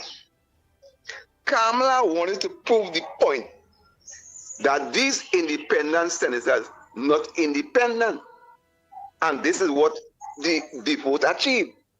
No, Kamala lose nothing because it wasn't a bill to say, well, improve any fine or some new laws that the government would have benefit, or some new tax that even the government would have benefit. It was something for the people in the village or the community. But then listen to this. What could stop the police from going and having a roadblock in these places? Nothing could stop the police. The police could have a roadblock anytime they want, right? So this bill doesn't make sense because the police could have a roadblock. The only difference, Kamala would have been in control of the police in sort of arranging them in that what you see happen what there in St. Augustine, she might have been able to have some recipe, I have to say, on that. How it should go, how it shouldn't go. Now, if the police had to do their own thing now, it will be the commissioner of police in charge to go in these places, and it wouldn't be Kamala involvement. But Kamala achieved her goal, proving to the nation that these independent senators, not independent, and they fall for it. That's why they talk about them before the vote. Yeah, but let me ask you something. Because you said something that confused me a little bit based on one of their queries, serious queries, was the power that a prime minister would have into all of that. And you are technically openly admitting that by saying Kamala would have had the power, well, the honorable prime minister would have the power to control the police. What were you saying there? Not to control the police, that zone, the zone that she would have been able to sort of help that what you see happen there. I'm talking about the killing. Right. But who you think supposed to have the power to control those zones, constitutional-wise? Listen, the commissioner will have the power to control the zone when Kamala give them the rights to the zone. You understand what I'm saying? She would have been pointing out the zone. It has to be declared. But of course, the commissioner will play a role before and after. That. Yeah, because he will recommend the council, the National Security Council, of course, headed by the Prime Minister, will then make the announcement, and then, of course, they take over again. Go ahead. I just want to make it clear. Yeah. Nice. Thank you very much, Lennox Smith, because you see how it was looking. But thank you so much, Lennox Smith. Go ahead. Thank you so much, Mr. Lennox Smith. So that's what I'm saying. Right now, the commissioner could go in there still. Nobody can stop him. But it wouldn't be declared, as Mr. Smith is saying, right? But they could do the same thing. And the outcome could be different as they think, you know what I mean? So what I'm saying, Kamala achieve her goal, that these independent senators, not independent, and they fall for it. Thank you, sir. That is all you was to say there. Very good. Oh boy. You have anything on yours? I want to add the real goal. The real goal. You remember this thing has a three-pronged approach. Clear, meaning that you get rid of the criminal elements, and then you hold, and then you develop. And that development part of it, enshrined in law, would have been music to a fellow like me, is in terms of our efforts to transform communities such as East Port of Spain, Laventille, and so on, which would have been some of the considerations, actually the first consideration as far as ZOSO let's say, area is concerned. That's the important thing for me. Understood. Oh boy, Mr. Symes. Grant me that opportunity. Nice. Play that those voice notes that you have by the meanwhile. Oh boy, and only don't forget the lines are open. But let's get out some of those voices. Good morning, my brother. Good morning, my brother. Boy, Miss Sandy Williams, boy, people might vex by understanding, but let me tell you, the UNC and the government looking forward again right now. Because let me tell you something. During the campaign trail, all they say, they come in to lock up from our side, or they come in to expose the corruption and lock up people from our side. You understand? Nothing is happening. Nothing is happening. Men like Imbut, Alwari, Stuart Young, you understand? Them fellas are supposed to be in parliament. The majority of them who right now ain't supposed to be in parliament. Foster Commons, all of them, they ain't supposed to be in parliament. So much corruption thing behind them. You understand? And nobody getting locked up. Nobody getting charged. They had a big thing about Imbut. Money missing. You understand? Billions missing. Nothing happening.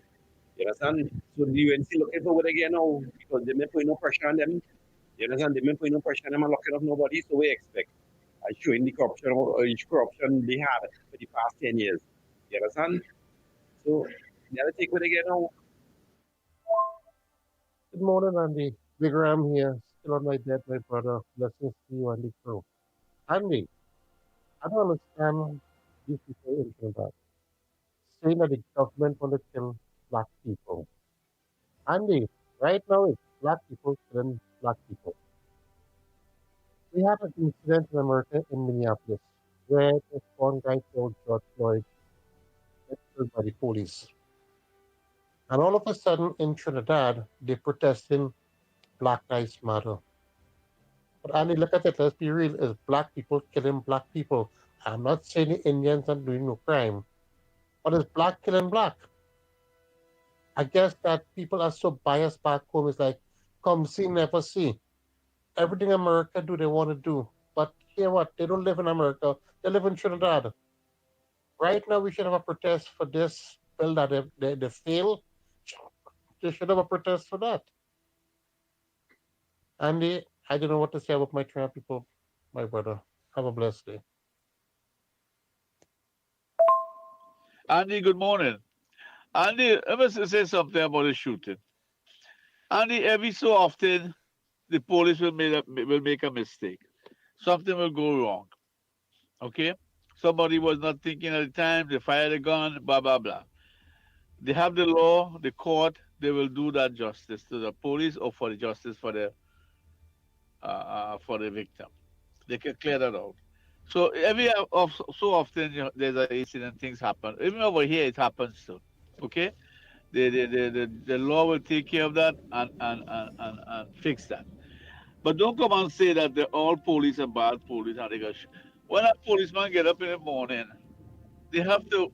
You're not sure they're going to come back home because some criminal out there will be waiting with a gun to shoot them. They don't give a damn if they're dead, but the policeman will care about the family.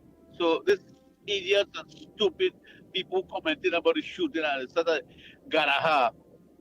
Don't even take them on, Andy. And the next thing too, the amount of money Foster Commons and the Foster going take from the government, the family get. When you talk about jobs, any PNM asks about jobs, ask them to tell Foster Commons to give back the money that is stolen and the PNM people. I mean, why when you listen to people, you get sick to your guts. You don't feel like even listening. Half a foreigner don't feel like calling it anymore. Because them people are stupid. They got to understand to fix your community, to help your community. PNM people don't want that. I don't talk about the opposition. I keep telling all you, I keep saying to people there is no opposition, that's PNM people put them there. So they have to vote PNM. All right, Andy, talk to you later, bye. We're going to take a break and come right back. We continue with the voice notes.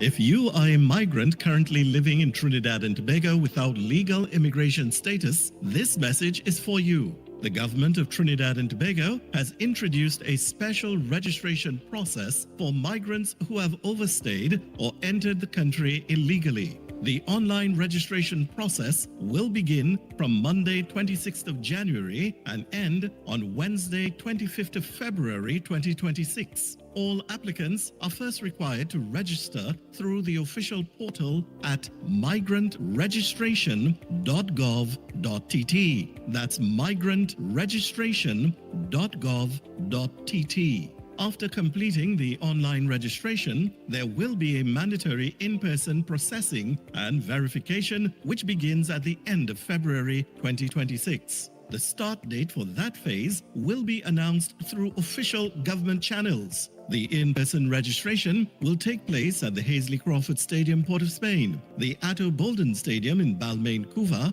and the Larry Gomes Stadium in Malabar, Arima, as well as the Dwight York Stadium, Bacalet, Scarborough, Tobago.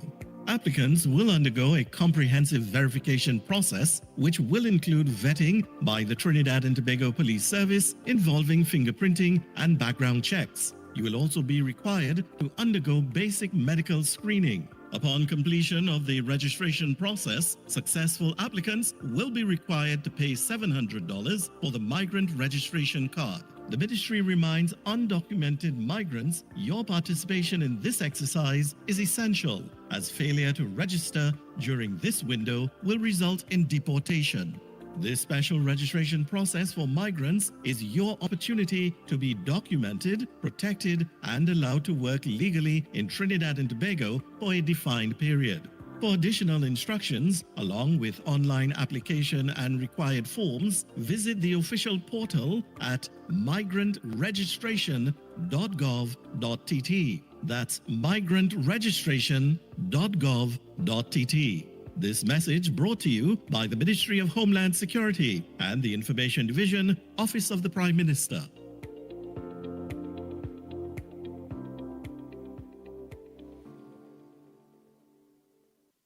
More news, more access, more ways to stay informed. TTT News covers the stories that matter on air and online. Join us nightly at 7. TTT News, committed, accurate, relevant.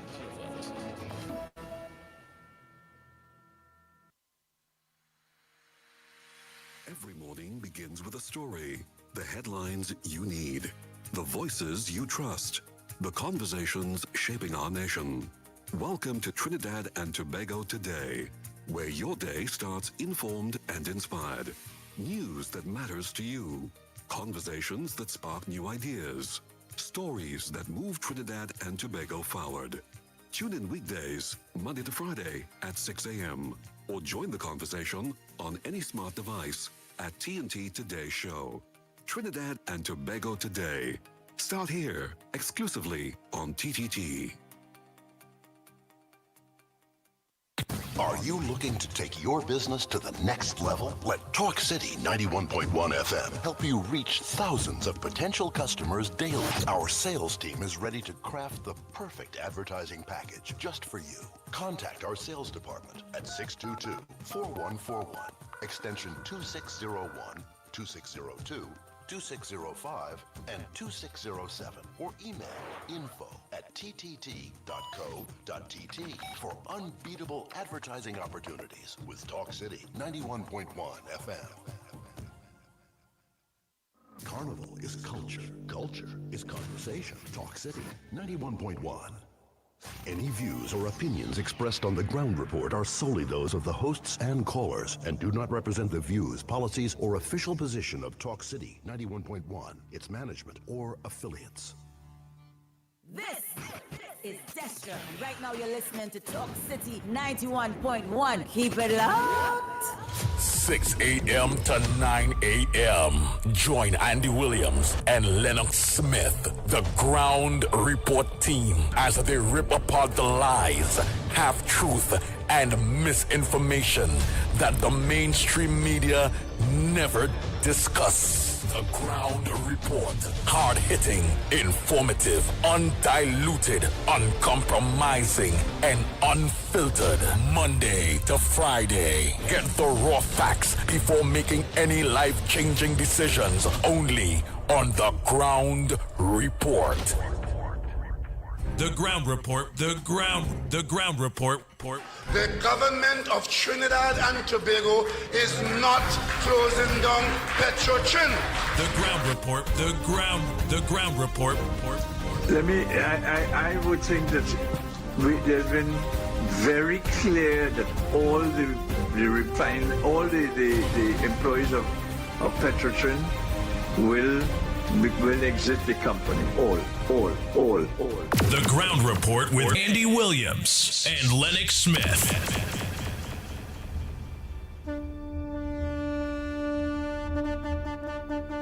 Oh boy.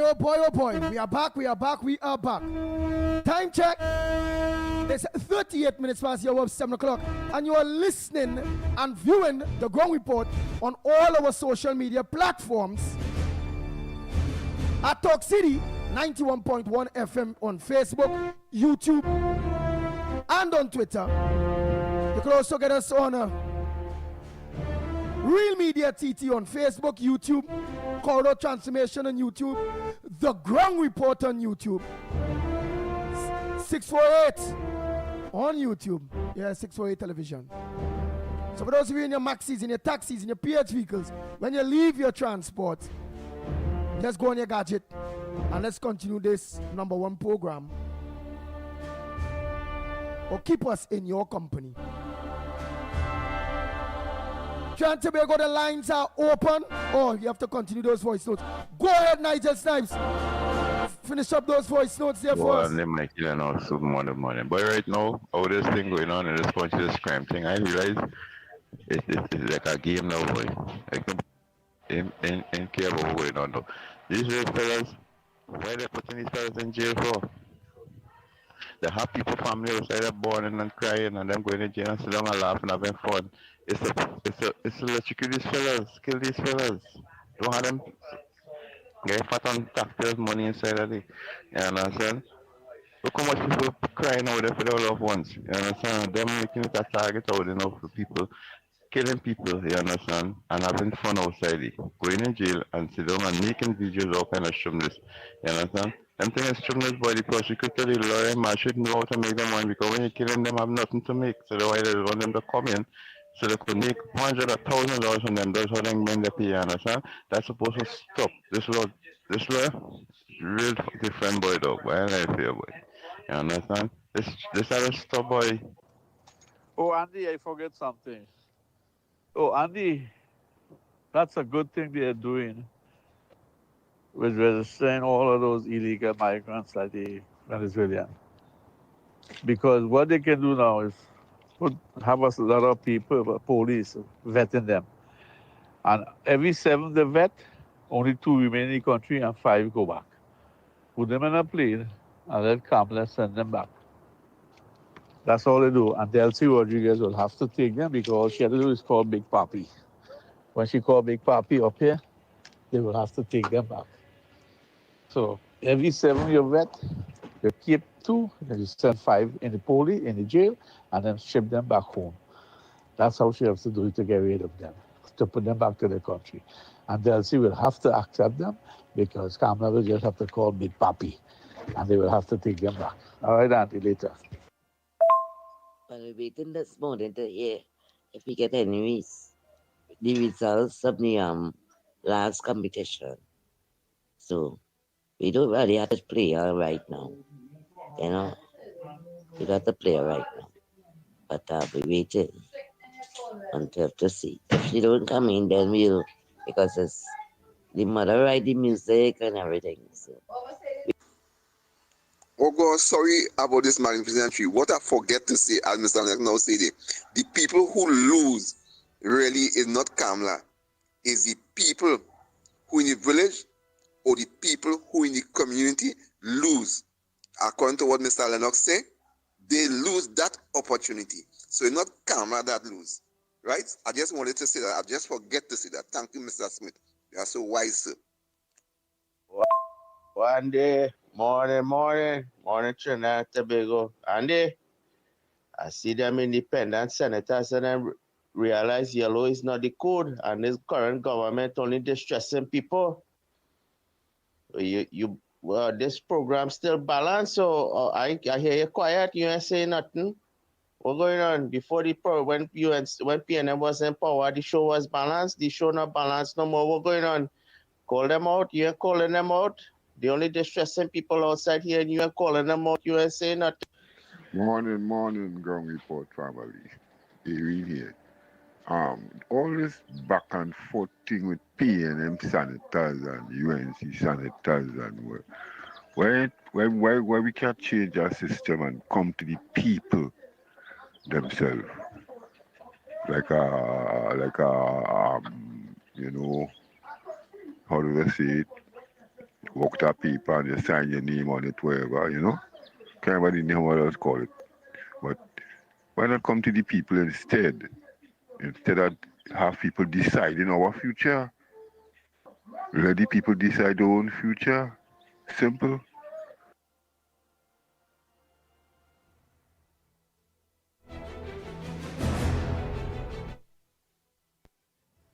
That's where we at.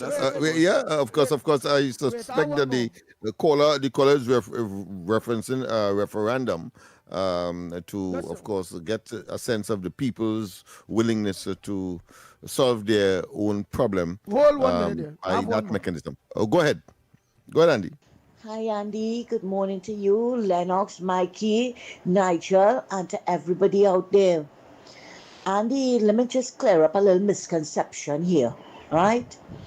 You know, I keep hearing people saying, all on social media as well, that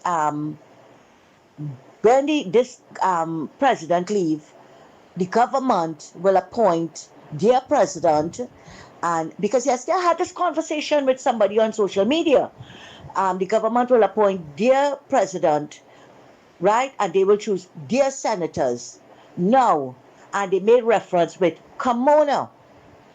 Kamona was not a sitting MP like Linda Babulal and Christine Gangalu. They were not. He was not a sitting MP. He was a retired judge. We don't know his political affiliation. He was chosen by the partnership government. He was chosen by the partnership government. And Rowley had the gall and the gumption to tell him, brace yourself, buckle your seatbelt for all the corruption that's going on with this government. I wonder if Christine Gangalu was bracing herself for the corruption, and Linda Babulal. Yes, they will choose their own, and I'm absolutely sure they will not choose somebody who was exposing their political affiliation, telling people to spread the gospel of the PNM in every nook and cranny and take it into their homes. Okay, Andy, front burner number 2. I want to commend you and the female caller that spoke about the failure of the ZOSOs and so on, right? Points well taken. And I am asking a question, right? We all know that that Vera was given silk under the PNM. We all know his political affiliation. We all know what he did to Jayanti in the Senate. And up to now, we can't say who were the judges that was calling him when Jayanti makes some statement or whatever, right? We all know that. It's public knowledge. We saw, and I think one of those senators are now sitting, she's sitting on the answer Makal board or something like that. I stand to be corrected. Lennox, you can correct me, right? I want to know,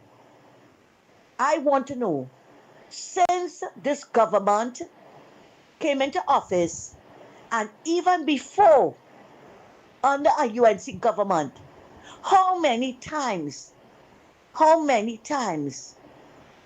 did those so-called independent senators supported anything from the UNC government? And I also would like to know how many times they supported the PNM in everything that they bought, whether it was right or it was wrong. How many times they supported them? Maybe Lennox can help me with this. Maybe somebody else out there can help us with this, right? We want to know. We would, inquiring minds want to know how much support they give to the PNM government and how much they give to the UNC government in both dispensations, right? Under Vieira, especially under Vieira. And before I close, I want to say, Danishwa Mahabir was the best, the most independent senator ever was. There ever was. He was very impartial. And he was under Patrick Manning's watch. That even Patrick Manning took him to do the audit when they came into office after Pandey's UNC government. Thanks a lot, Andy. Let's good morning again. Andy, Lennox, let's ask you something. Is it possible that these independents and them get some kind of threat by some hierarchies to vote against this thing? Is it as a possibility that they have been threatened? I mean, I just saying out of the box, and they have to go along with it. I don't know. I just say it. Is there something you see things in movies, you know? So do we know if it's a movie we're watching? Because them can't be thinking under their own conscience and everybody voting across the board like that. Not even one of them saying, well, go against it. You understand? So they all of them have the same page. I think they should move them from behind the opposition bench, you know, and put them in a separate section, you know, because it seems like them getting influence, you know. All right, blessings, everyone. Andy, morning again. To that caller who called, I had to pull aside, you know.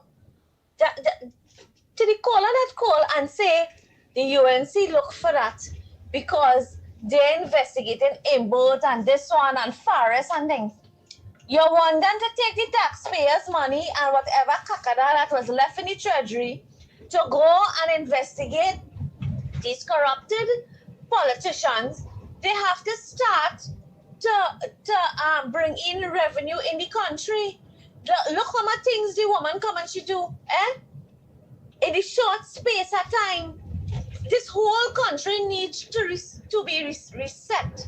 When the country gets in a comfortable position that money is coming in, they start to create more jobs, we see the infrastructure, the roads and whatever, then they could concentrate on charging and bringing to justice these corrupted politicians. It takes money, it takes time. How much thing all you want the government to do at the same time? It's only 9 months the government is there. They have the facts. But at the end of the day, they have to gather the information, make sure they dot the I's and cross the T. What you want them to do? You want Imbert and Faris and them to go now and slam the government with lawsuits and then taxpayers have to pay it? Oh gosh, all they relax all themselves now, pat down a little bit, man.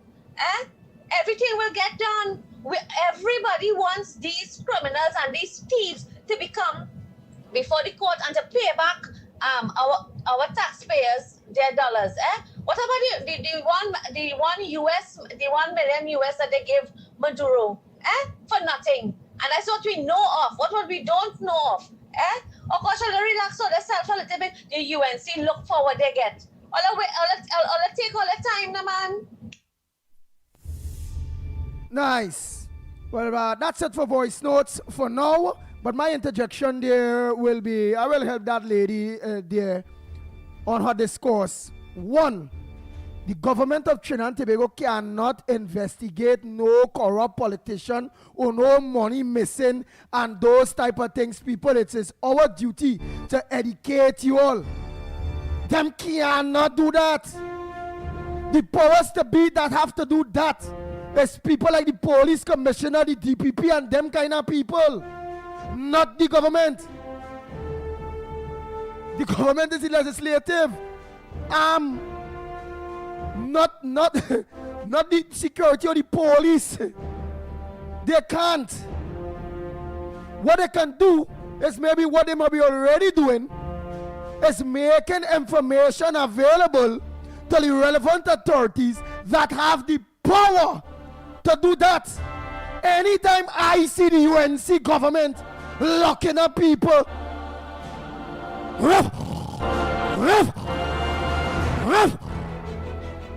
I going against them bad. Because it is not, them can't do that. Lennox Smith, please explain that to the people of Trinidad and Tobago. That is a serious homophobia that people have. A government well, I was about to tell you go to the top of the class because you did a very good job. There is something called the Central Authority in the Office of the Attorney General that deals with matters of that nature, including, of course, extradition and so on, and to get information in other jurisdictions, such as in other countries and so on, follow the money, so to speak. But the ultimate office to, of course, engage, particularly where criminal matters are concerned, certainly is the DPP ultimately, and the police will engage. Of course, in terms of civil matters, the Attorney General can, of course, bring matters to the court in that regard, if it's to recover monies that might have been illegally or corruptly taken from the people of Trinidad and Tobago, the taxpayers. So those are the nuances that I would want to make an intervention on. But of course, to tell you that you have done a good job in treating with that explanation, I don't think I need to add any more to it. Nice. What else we have out there on the front burner besides this bill that some people, well, you could say, I can say about 40% of the country, to me, our way out is based on race and based on that police shooting or murder of that gentleman there. I want to address that slightly before we go to other things, because we have Stuart Young suing Dr. Munilal for defamation. So that's a matter that we could look at as well. But before we go into wait. Before you go to there, because we really beat on this topic really long.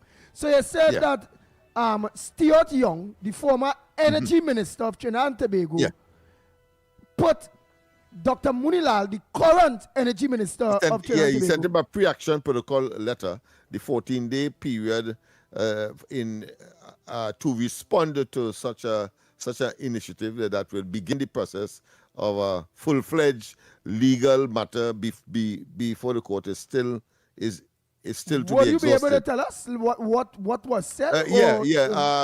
It is in response quickly. We have to go for the break, but quickly. Stuart Young is alleging that he call his name in respect of that $7 billion that was not figured out by the ministry when he was there. Because again, but we go for let's go for in motion. Dan Lorraine, satire in silk.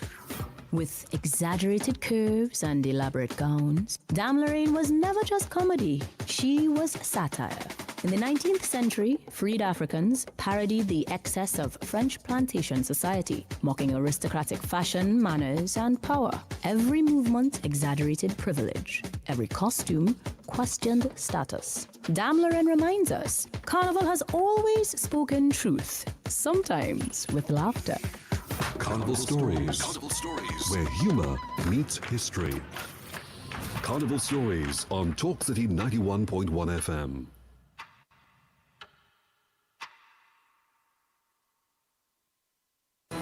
Your stories, your communities, your country. TTT News is everywhere, on the ground, across Trinidad and Tobago, and on every smart device. When it matters, we're there, reporting the news as it happens. Because your world can't wait. Your world moves fast, so do we. TTT News brings you the people, events, and issues that matter most. Stay informed, stay ahead. TTT News, every night at 7. TTT News, committed, accurate, relevant.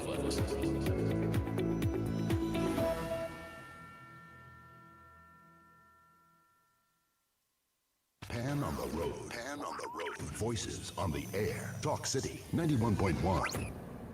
This is Destra. Right now you're listening to Talk City 91.1. Keep it locked. The Ground Report with Andy Williams and Lennox Smith.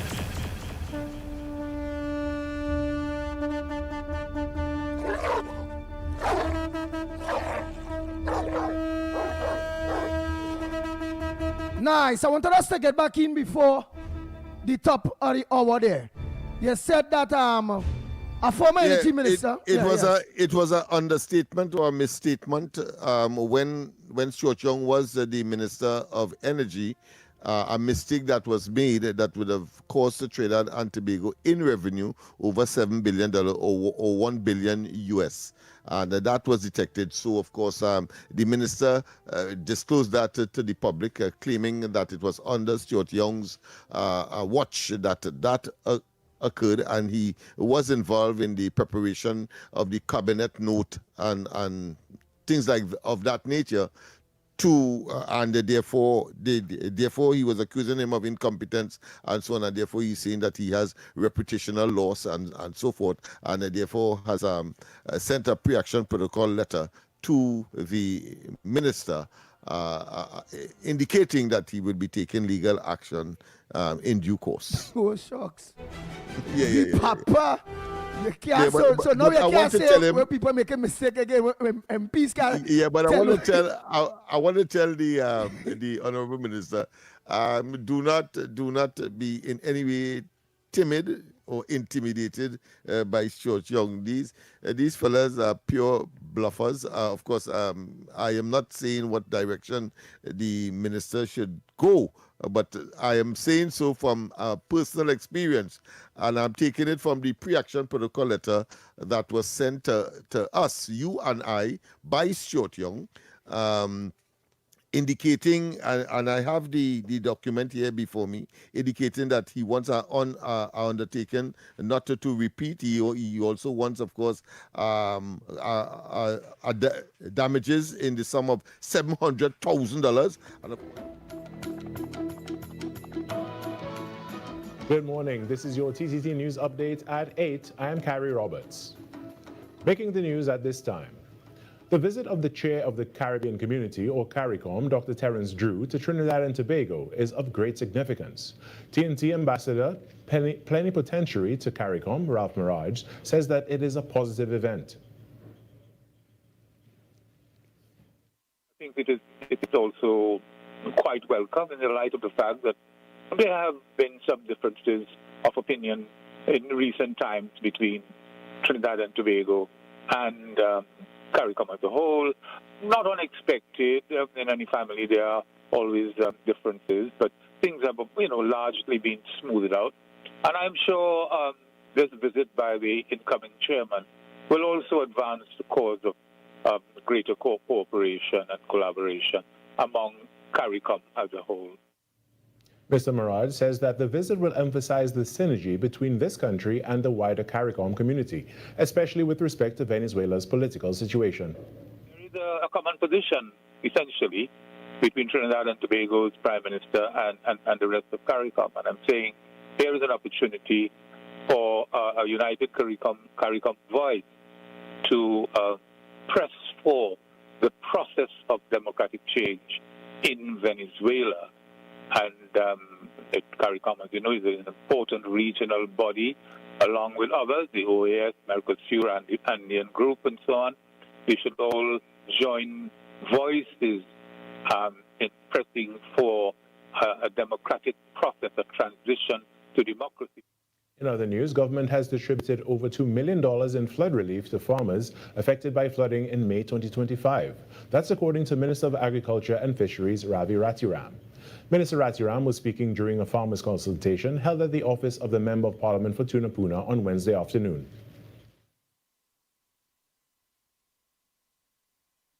Last year alone, we had to give out about, I think it was more than 2 million. I'm not sure of the exact figures, but I think it was more in the closer vicinity of about $4 million worth in flood relief grant for those farmers who were affected. And we are talking about not just giving out the grant to help the farmers, the price of the commodity in the market, after the supply falls, what happened? The price goes up. The Cooperative Credit Union League of Trinidad and Tobago has pledged its unwavering support for the continued development of the credit union movement. This is in response to claims by a joint select committee that the legislative framework governing credit unions across the country is outdated. The assurance was given during the launch of the League's 2026 calendar of events, where the organization reaffirmed its commitment to strengthening and modernizing the sector. Newly appointed president of the Cooperative Credit Union League of Trinidad and Tobago, Aldrich Neptune, noted that the league has been lobbying for legislative reform since 1975, but those efforts were overlooked for decades. These claims by the central bank are a distortion of the facts.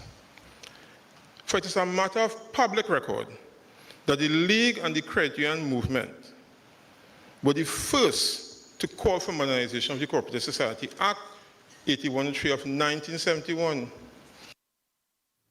With the launch of the calendar of events for 2026, Mr. Neptune said the movement will continue to defend their rights and protect the interests of its members. We support the democratic right of the members to elect their leaders. However, we have never suggested that anyone, as the central bank put it, can walk off the street without meeting necessary competencies and sit on a board. We have never advocated that, and we do not support that. And that is not what exists in the movement at the moment. The annual calendar of events listed several items, including an overview of FATF amendments in March, the 79th Annual General Meeting in April, and 26th Annual Leadership Conference in May. In some sport now, the West Indies under-19 team fell just short against Australia in the Super 6, going down by 22 runs, despite a blistering start from opener Zachary Carter. Carter struck 64 from just 42 balls at the top of the order, giving the West Indies real hope in the chase, but after his dismissal, momentum slipped away. Speaking after the match, Carter reflected on the disappointment and the lessons he's taking from this World Cup campaign. I was really disappointed. I was really determined to get a base score and get my team over the line, so it was guttered, and that was, to me, it was a poor shot selection, and I just think that learning has to take place. Decision making is a big key. At this level, with the quality bowling as Australia, you just have to be really disciplined, so I think that I lost the discipline there. And that was your TTT News Update. I'm Carrie Roberts. Have a great day.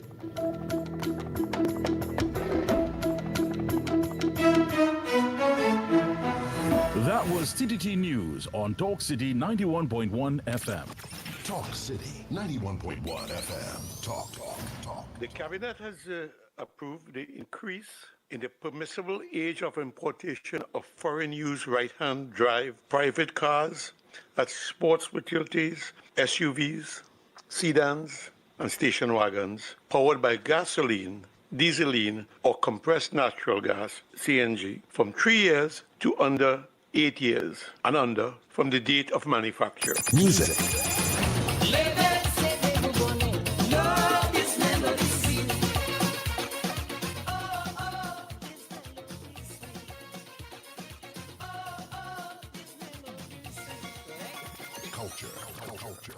As Prime Minister Kamla Persad-Bissessar has announced recently with our revitalization master plan, we are open for business. And a key area, a key focus of that master plan is, of course, the energy sector and the energy hub.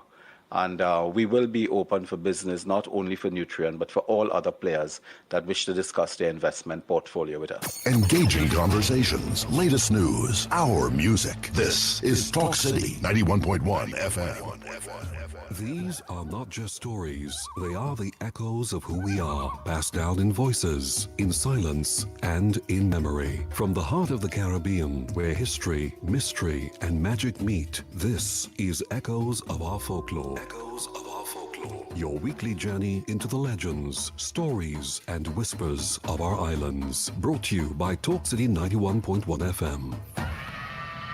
In the folklore of the Caribbean, there are spirits whispered about when the sun begins to set. They are called duendes. They are said to be the souls of children who died before they were baptized, doomed to wander the earth forever. They are often seen near forests and along the edges of rivers, but there is something strange about them. They have no faces, and their feet are turned backwards. It is believed that duendes may approach children who are alone, gently calling, leading them deeper into the bush until they are lost. At night, some say they come close to people's homes, crying, whimpering, as if searching for company. And so the elders warn us, never call your child's name in open places when the light is fading. The duendes will take the name and use it to call them away. In our stories and in our silence, we keep the old warnings alive, because when dusk falls, not every voice in the forest belongs to the living.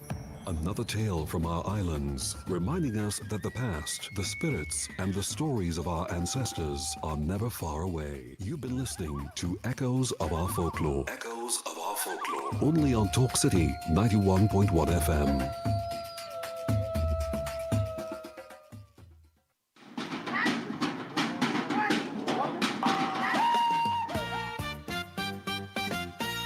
Within traditional mass, the Jabmalasi speaks through action rather than words, using movement to convey meaning and intent. Last time, we reviewed its distinction within the devil band and the costume elements. In today's installment, we explore the character's movement and symbolism. Experienced portrayer of the traditional carnival character, Miss Kia Mulrain, who spoke virtually with InfoDev Radio, enlightens us. The movement of the Jabmalasi is, to use a patois word, it's to diskinky the body or to disfigure the body. So you're going to see somebody moving in ways that you would not consider a regular human being walking down the street to use. So they may be crawling on the floor or bending their body in different ways. Also, in terms of movement, what I would say is that the jab also tends to move in accordance with what we call the jab rhythm. So traditionally, you will hear this most often accompanying a Jabmalasi on a quick span, or you may also hear it at times in drums. But the rhythm is also very present in some of our own current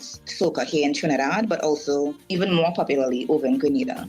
It is said that the Jabmalasi would wear locks and keys around its waist and carry chains. So this is interesting because this actually does go back to the history of the Jabmalasi character and where it comes from. So like a lot of our other forms of traditional mass, the Jabmalasi is informed by the history of enslavement within the country. So the chains or other forms of restraint actually speak to that form of oppression or of the enslavement of our people.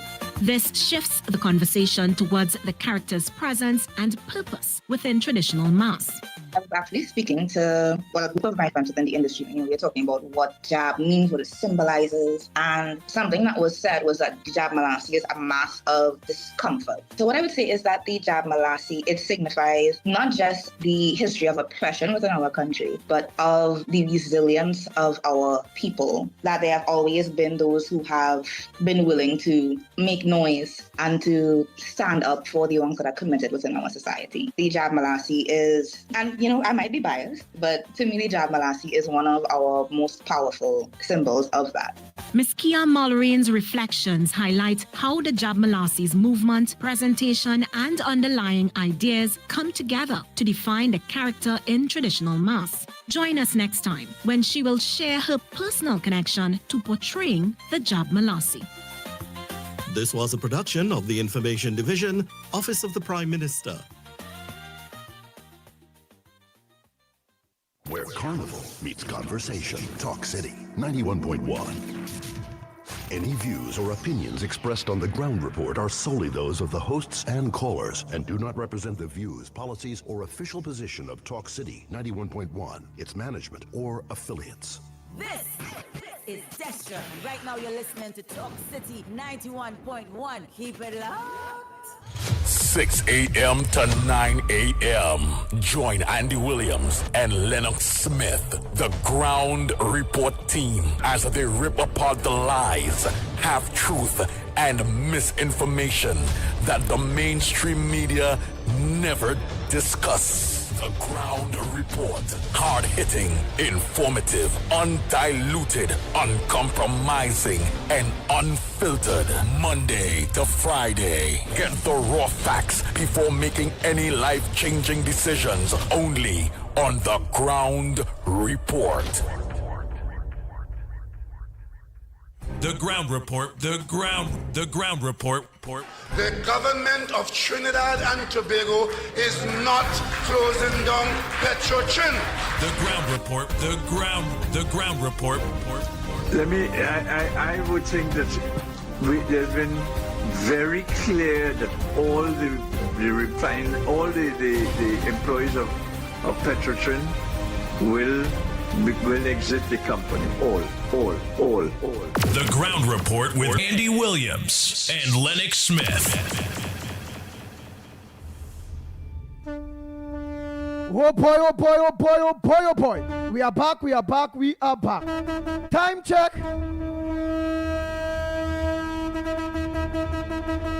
Yeah, it's 13 minutes past the hour of 8 o'clock, and you're listening to the Ground Report. Yours truly, Andy Williams, the pitbull of radio, which is me, Lennox Smith, the big word man, our director Snipes, and you, the people out there, and your thousands of you that are locked on, especially my taxi drivers, PH drivers, bus drivers, truckers. Yes, you drive in public. Thanks so much for making sure the commuters that you are carrying to work and from work, that they lock on to the number one program, the Ground Report. And don't forget, any one of them tell all you, change the dial. Change the dial. We don't want to hear about no Ground Report. Remember ways we go, Watch them, remember? Pull aside easy, and then throw them out of the maxi, throw them out. Throw them out of the taxi, throw them out. Throw them out of the PH vehicle, throw them out. Yeah, we can just throw them out. Sandy Jones, a pleasant good morning to you. I see a lot of people saying that you're not wrong, but I see like you're now jump on. I was going to call you after the program to find out if everything is all right with you. We haven't saw you for a while, so there have a lot of calls coming in, right? We know we stick so much already to this bill, and then the plenty of the talk is all about those murders. Well, the murder of that young gentleman in the car and all those various things, right? But I want to watch the Guardian, the front page of the Guardian here, which stated not so. Independent senators. I would love to make reference to complete my reference with respect to our own experience as far as pre-protocol action protocol letter is concerned. By Stuart Young. Yeah. By Stuart Young. Yeah. Prior to so the Trinidad Tobago, we weren't able to complete. Stuart Young, Soil, and Lennox Smith will explain you all, sent a pre-protocol action letter for definition for myself and him. And asked for we to pay 700 and something thousand and all kind of bacchanal thing or whatever. Lennox Smith, let them know why he did that. I think we'll have a sense as to the kind of cowardice that these people are, in my view. Of course, this pre-action protocol letter is dated the 1st of June 2020, so quite in 2020. Pre-action protocol letter, of course, and it says defamation of Mr. Stuart Young, published, well, I'm not going to call the name of that entity, but certainly it came from Alatasha R.G. Gerving, that is, of course, his attorney. And, of course, inside of there, very interesting indeed, as part of the members of that chamber, you also have, among others, but you have people like Michael Kwamina. That team is very important, Michael Kwamina. The former chairman of the Heritage and them companies there. Yes, Heritage. And the man who is also the legal representative for Dr. Rowley, who he put there after the closure of the oil refinery and the shutting down of Petrotrin. We remember that, and we had said that is a conflict of interest, and among other things. But we will deal with that later on. I just want to read a piece what you said to compare it with what Dr. Mulal would have said to just give people an idea that this is more politics than anything else. But let me tell you what he was asking us to do. He was asking us to one, give an undertaking not to repeat the published words that we used. Two, an immediate and unequivocal public apology in terms to be approved by of course, the lawyer. That's one, in 7 days' time. And then thirdly, damages in the sum of $700,000. Let me repeat. He was asking Andy and I to put as damages 700,000, or maybe in some escrow account or something, I don't know. Unfortunately, of course, payment of my client's cost, that is to say, the lawyer is asking us to pay the cost to Stuart Young for this pre-action protocol letter back in 2020, the sum of $5,000. All right, and what are some of the things that he complained about? Well, Andy said, for example, what the aircraft had, how much U.S. money Young you get. He was asking that question at the time. Of course, you would know that would have been at the time when Delcy Rodriguez came into the country, and everybody was appalled because, of course, locals were unable to come in because they were shut out, and yet still, of course, Delcy Rodriguez and others and her entourage was able to come into the country. Well, of course, let me just speedily say that this pre-action protocol letter was when 2020. Well, we sent back, and this is 6 pages long. Well, we sent back almost, I think, 50 pages of response. That was our response within the 14 days. Incidentally, I think my Andy will want to address that. And the one. 7 days, not 14. He gave, remember, he gave 7 days to respond. No? Yes, 7 days. 7 days. Yes, I believe it's that. Yes, but at any rate, I know you would want to respond to how Lala so we went to Larry Lala. We went, go ahead, you said before I draw the conclusion. So we went to Larry Lala, Trinidad and Tobago, who was supposed to be a UNC back then and a lawyer and all where it go. When we went to Larry Lala, from days when I didn't know something wrong and this man is a PNM under low profile. And all of that is before he run for leadership, was running for leadership of was on a slate of the UNC and all them kind of bacchanal thing. All that was before that. That man technically say, we wrong, he can thing, best we apologize. Technically saying, pay up, hey, bam. And we didn't study him. Lennox organized, pent, sit down and pen the response. And to this date, that whole artillery of lawyers just leave us alone. Because yes, it was that. It was, and if it wasn't so, you would be hearing Young up and down the country saying, "Ah, boy, they catch the ground report, and therefore they will, of course, squeeze them for every dime." But let me tell you, people, what transpired up to today, when we sent our almost 50-page response, among other things, responding to every single concern that they would have had, including, and let me just say this quickly, including calling him a liar. And of course, we sent back a flash drive with all of the lies that he told. Well, boy, we haven't heard from Young since up to today. So I'm just letting Munilal understand, Dr. Munilal understand, that it is for pure political gimmickry.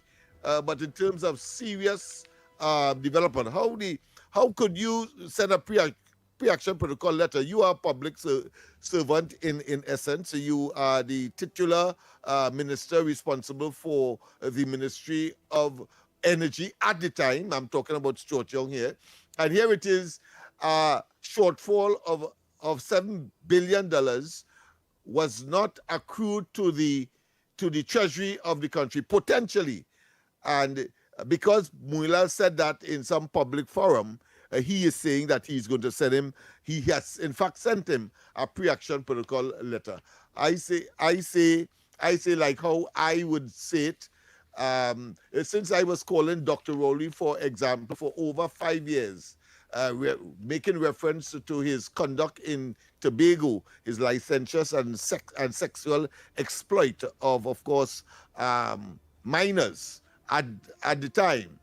I was minded, and I'm still minded, because that is something that has always been uppermost in my mind. To take Dr. Rowley to court for trying to call me a liar, because of course he has never responded to that call publicly. And I mean, I'm not a parliamentarian, so I don't have the privilege of Parliament and the cover of Parliament. And I was saying that for over a year, until, of course, because of radio etiquette and other issues, I stopped doing it.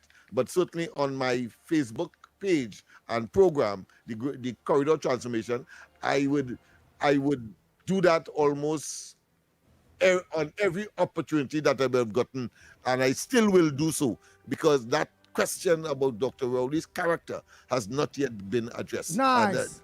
Oh boy. So let me get to see you. Is capable of doing and tolerating. Go ahead. Nice. Let me get to see him there, Snipes. Oh boy. Let's take a call. Morning call. Where you calling from? What's your contribution on the ground report this morning? My contribution morning, calling from the West. The West. Andy, you live Bagatelle. You just talk about that. That's Zozo area. Right? And that Zozo thing, they should name that outer order people. Trinidad outer order. Even with bad drivers, people drinking Carnival upon us is just a whole mess. Andy, I have been to Grenada, Barbados, St. Lucia, and these places don't have security cameras on private residence. They don't even have burglar proof. You come in Blue Range here, Blue Range where I reside. In the early part of the 90s, you had to put security gates to block off it. So 6 p.m., the gates locked. You're passing through Blue Range, you have stickers in your car. Security. Numerous break-ins, the most hideous things inside it. And that's what I'm saying, Andy. But as people say, the UNC bullying the opposition is not bullying the opposition or the independent senators. It's a fact.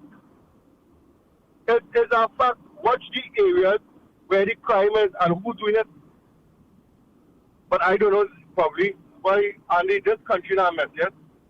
And listen to Alexander's point, he was right. He said this shooting with this car, right?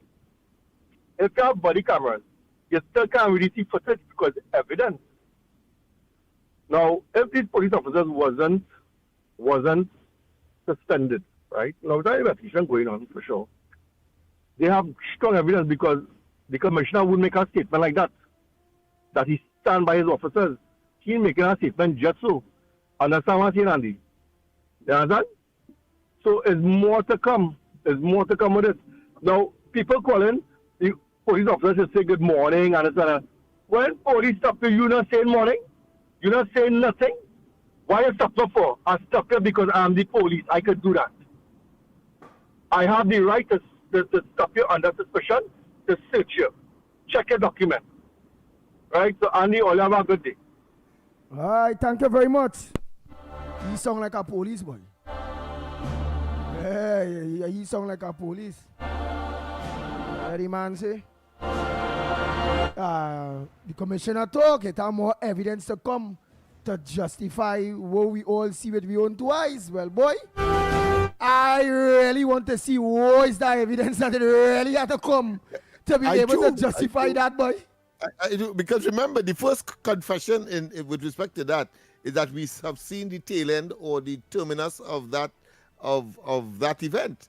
And if the terminus of the event shows what we have seen and could confirm, I don't know what prior to that could convince any one of us that those persons were not unarmed, I would say, but at least in a surrendering mood, and therefore that level of violence really was not necessary. Morning. All right, morning caller, morning. Where you calling from? Welcome to the Ground Report, the #1 program in Trinidad and Tobago. What's on your front burner? I call him from Carnage, right? Yeah. No, good morning. Lennox, pleasant good morning to you. Trinidad and Tobago, pleasant good morning to you all. Now, that gentleman who now speaks, right? I wasn't saying nothing, and I wasn't raising no topic on that again, you know. But let me say something, right? The news, Trinidad and Tobago news feed. Let the people at Trinidad and Tobago know the cause for the police running down Dakar is because they had a sting operation. They were setting up a sting operation. And the gentleman who died, may his soul rest in peace, he observed an undercover police, meaning that he had a knowledge that that person was a police before that situation. So he make out the police officer and he decided to flee the scene, right? As a result of that, the police and them give chase. So the commissioner, and they didn't say there was no shooting, they talk about no gun thing. They say that there was a sting operation, was in progress. And the gentleman make out an off-duty officer, an undercover officer, and he fled the scene. So all along the way, Andy, from what it is my knowledge of that man on the ground, it didn't have no gunplay, the man had used no gun, the man and the woman in the car, it didn't have no gunplay. So, and they still kill the man, that's what we're talking about. So if the news can tell you that, and they're talking about evidence and evidence and evidence, they say that, the news say that, they say that to Trinidad and Tobago. So why is it so hard that if the police do wrong, something wrong, first they're all right, all they're wrong, boy. We try to protect all they, but all they're wrong. They catch all they, so we had to do something about that. That's what I have to do. Because if we already had this, that's about 2 weeks ago. It had a next sting operation where they killed 2 men somewhere in Barataria or somewhere up there. If all they can remember. And they say it was a sting operation, a marketplace operation. One went wrong and 2 men ended up losing their lives. So this is something the police developing now. When people make report, they go in and sting up, they go in and sit down and wait until you come. And when you come, if they won't hold it and you stop, they're killing you. That's what the people and them saying. So I don't know, I could be wrong. Lockdown, understand, brothers. All right, next caller, morning caller, where you calling from? What's your contribution on the Ground Report this morning? Morning, Andy. Morning, Lennox. It's been a while. Morning. Yes, it's been a while, Mr. Controversial. Yeah. The way the program going now, it had to get in and it's more talk than phone calls and things. But anyhow, my issue is with this whole thing. The police know they're wrong, but they're trying to cover it up. Everybody's seeing that. Another thing, I, for one, am fed up of this government at the point in time. I'm fed up at the PNM government the last time. And I'm sure people get vexed with me. If things don't change, Andy, I will not be voting again for this government. I will not be voting for the PNM government. I will seek alternative people to vote for. Because I can't understand the reasoning for attacking the independent senators where facts show that on many bills, the same independent senators supported the UNC on passing the bills. So I don't see the reason why now you choose to attack the independent senators, right? And now you come in and say 2 independent senators saying on some bribery thing, they went and asked for favors. But I see you say you're going and tell the commissioner to investigate it. I see you go and tell Integrity Commission to go and investigate it. I hear you call no names since you have the proof. You could have called the names and say these 2 senators, and it going to the Integrity Commission, it going to police for them to investigate. You're just saying something at the whiff to throw out things for people on the independent senators. But I think, as I was listening to, I don't know how true it is, Mr. Khan, who was the in the last previous government when he was Minister of Health, he's saying that the people falling into Ms. Kamala's trap, that she wants to do to become and do like what Manning was trying to do back in his days, to become an executive president. Right? So all these things have come out on social media. Right? Yeah, and I think... Yeah, but why you always, don't matter what you say, right? You have to be on the UNC, don't matter because what. You know why? You know why? Because when it was on the PNM, we was on the PNM case. When it's on the UNC, you have to be on the case. We have to get them to do the correct thing, Andy. We can't just sit down and leave things to go how they're going, and we are upset. Why must we, that who voted for the UNC, right, sit down, as many people are very disgusted with the UNC right now, Andy, and you know it for yourself, Lennox knows it for yourself. Many of the same UNC people fed up at the UNC. And they keep saying we didn't vote for that because you all did not even any budget. You all stated that we are going to raise these stuff, All they come afterwards and raise all these things for the people, And when they go in the grocery, as I just always say, the grocery prices going higher. You see TCL Cement come out and send out a report now. Because of the gas raising, they're going to raise their price. They didn't say by how much yet, but they say they're sure they're going to raise their price. So not all Mr. Tanku say, oh, you want the people to absorb. The company's not going. Who in them right mind in business going to absorb all that price increase they're going to get? Nobody. They're going to raise it. If they raise it one time, they will raise it gradually. So this year they might get them a 1% increase, and they will raise it. Nothing will stay down. Imagine all these things. What about the all right? Again, I just trying to be a devil's advocate, and in order to keep that balance and to sort you out too. But what about the independent? I never hear attack on them independent senators when the UNC government come with very good bills such as the Children Life Fund and all them thing, and they never voted for all them things. They never. When have they ever supported the UNC government? And what bill you know of? All right. This bill that now passed, the home invasion bill, everybody supported it. They supported the bill. They support bills in past because we servers come and say, when you notice, Andy, in the past and now, anytime independent senators do you believe they supported do you believe they supported the home invasion bill based on the many other very important bills that people could have seen playing out that have no kind of interfering with the people of Trinidad and Tobago? All they could do is help, and they vote against, abstain, and they just supported that for people not to see them for who they are, independent, but really not independent, but PNM stooges that was placed there by a PNM president. I don't know, I'm just asking. I say I'm just trying to be a developer. Yeah. Because at the end of the day, Andy, why watch at it, right? Yes, we don't know who's independent. None of them independent. Then there we can say, well, use a PNM, use a UNC. We don't know who they vote for in the last election, right? Some of them could have voted for the PNM, some of them could have voted for the UNC. We don't know. The president put them there based on her advice or whatever when they vet them and things. She ain't going to pick up any and anybody and just put them there. So when they got vetted or whatever, I believe she make her choice. Yes, she is a PNM.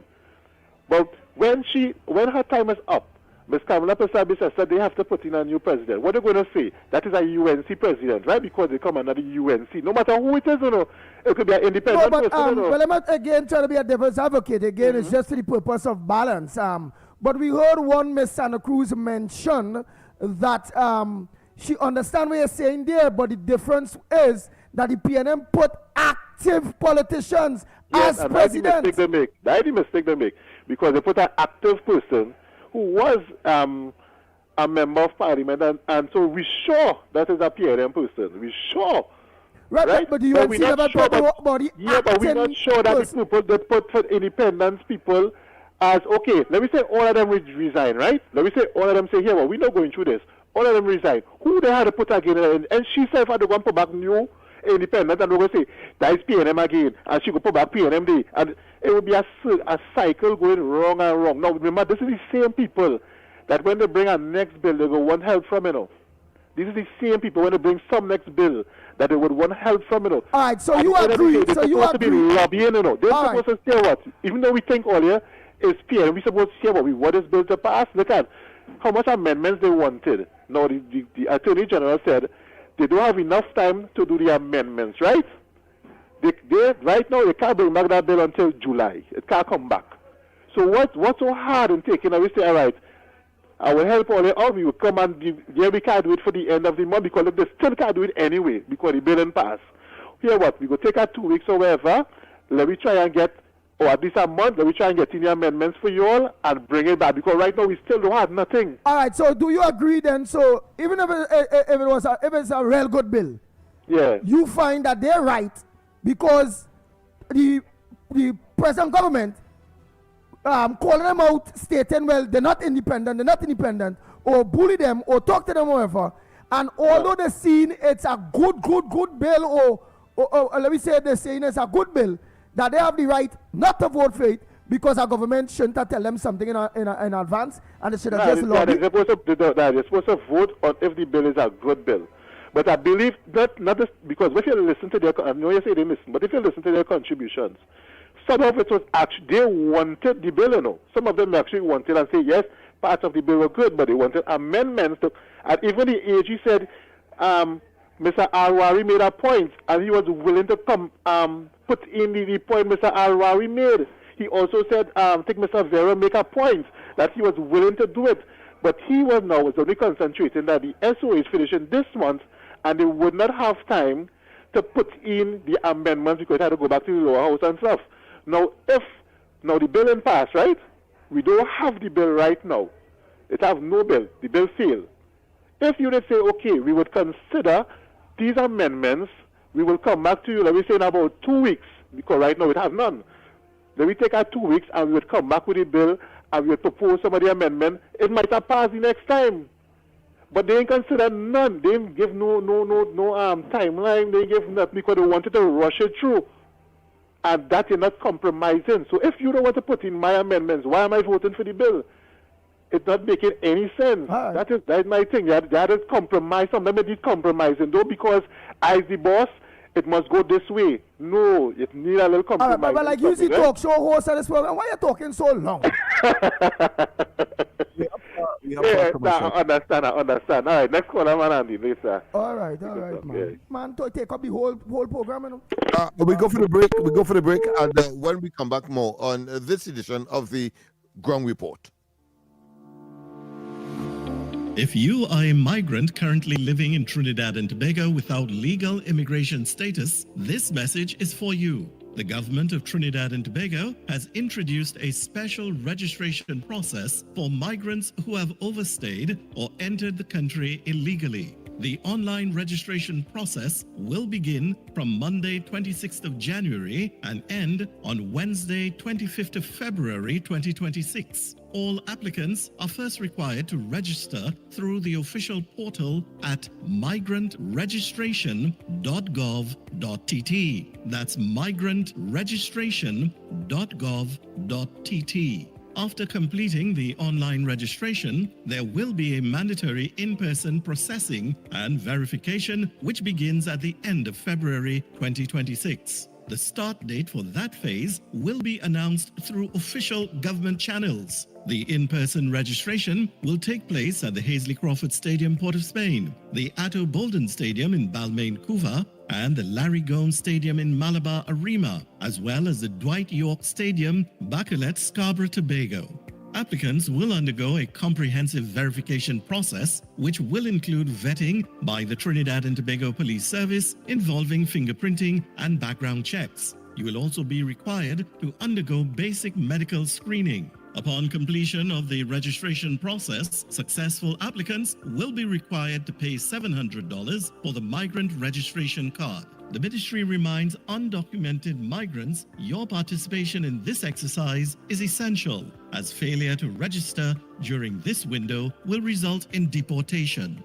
This special registration process for migrants is your opportunity to be documented, protected, and allowed to work legally in Trinidad and Tobago for a defined period. For additional instructions, along with online application and required forms, visit the official portal at migrantregistration.gov.tt. That's migrantregistration.gov.tt. This message brought to you by the Ministry of Homeland Security and the Information Division, Office of the Prime Minister.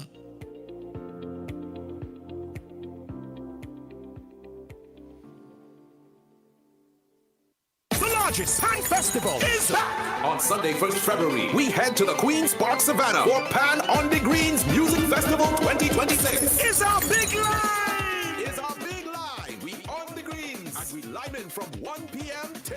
We on the Greens! Over 18 soca superstars on the big stage. And it can't be our best line without big DJs. It's the biggest line in Trinidad and Tobago. Sort out your coolers. Which crew you lining with? Who you lining with? It's a big line! Get your tickets now at Watford cafe or online at islandetickets.com. Looking for a crew package? Send us an email. beyondthegreens@gmail.com or WhatsApp 325-7177. Pan on the Greens 2026 is a big lime. Brought to you by NCC and BH Entertainment. We lime in. Your news anytime, anywhere. Join us nightly at 7. TTT News. Committed, accurate, relevant.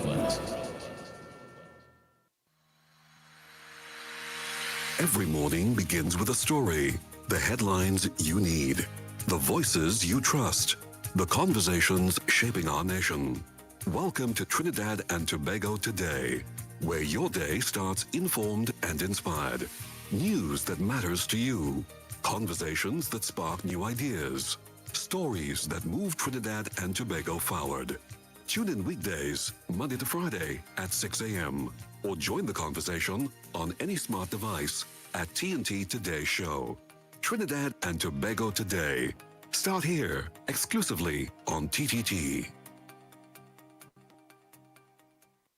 Are you looking to take your business to the next level? Let Talk City 91.1 FM help you reach thousands of potential customers daily. Our sales team is ready to craft the perfect advertising package just for you. Contact our sales department at 622-4141, extension 2601, 2602, 2605, and 2607, or email info@ttt.co.tt for unbeatable advertising opportunities with Talk City 91.1 FM.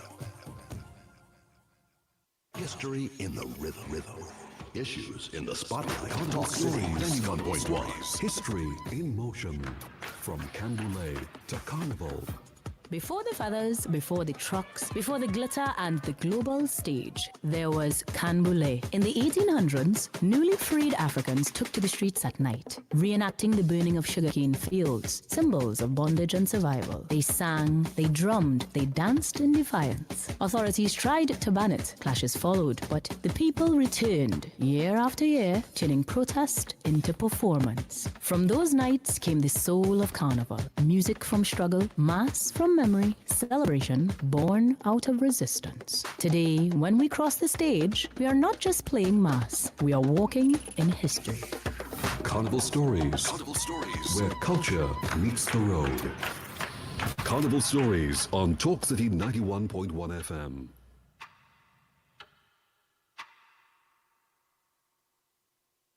Pan Festival is back! On Sunday, 1st February, we head to the Queen's Park Savannah for Pan on the Greens Music Festival 2026. It's our big line! It's our big line! We on the greens and we lime in from 1 p.m. till we on the greens!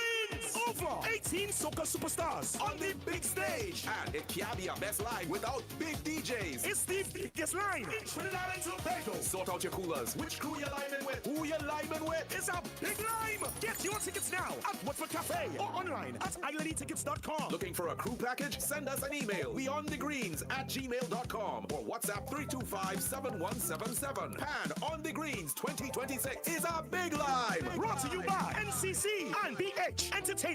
We lime in. Your news anytime, anywhere. TTT News brings you the facts that matter most. On air and online. More ways to stay informed. TTT News covers the stories that matter. Join us nightly at 7. TTT News. Committed, accurate, relevant.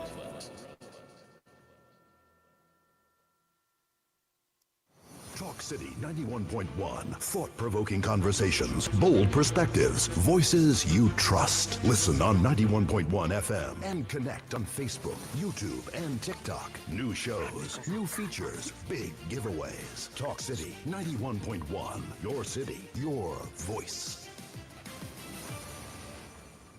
Any views or opinions expressed on the Ground Report are solely those of the hosts and callers and do not represent the views, policies, or official position of Talk City 91.1, its management, or affiliates. This is Destra, and right now you're listening to Talk City 91.1. Keep it locked. The Ground Report with Andy Williams and Lennox Smith. Bang, bang, bang, bang, bang, bang. Oh boy, oh boy, oh boy, oh boy. We are back, we are back, we are back. Time check. Yes, it's 13 minutes to the hour to 9 o'clock.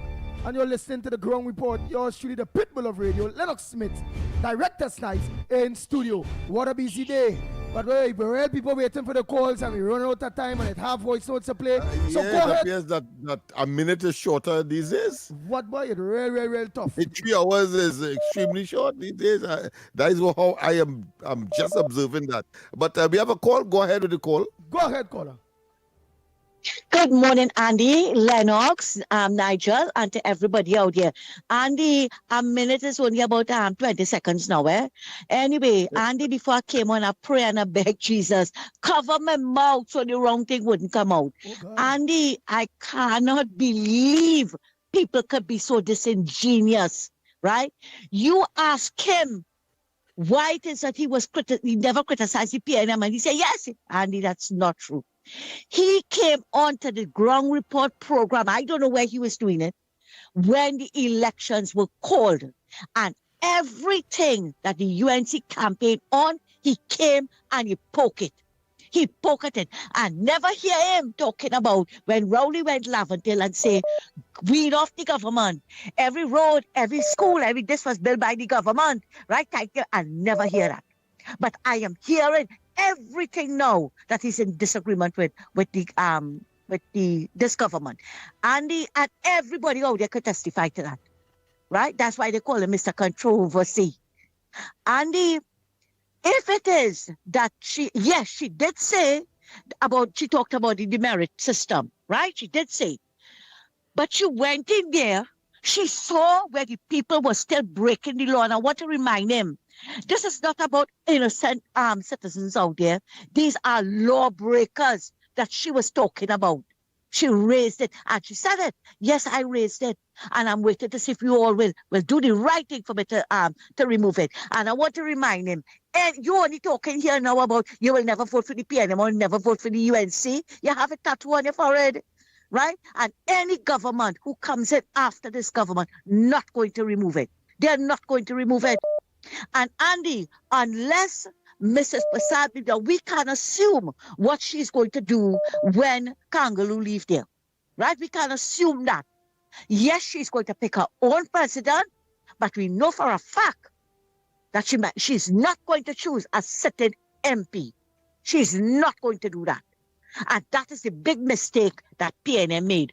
Now, he said something here that really made me have to pray to cover my mouth. You know why?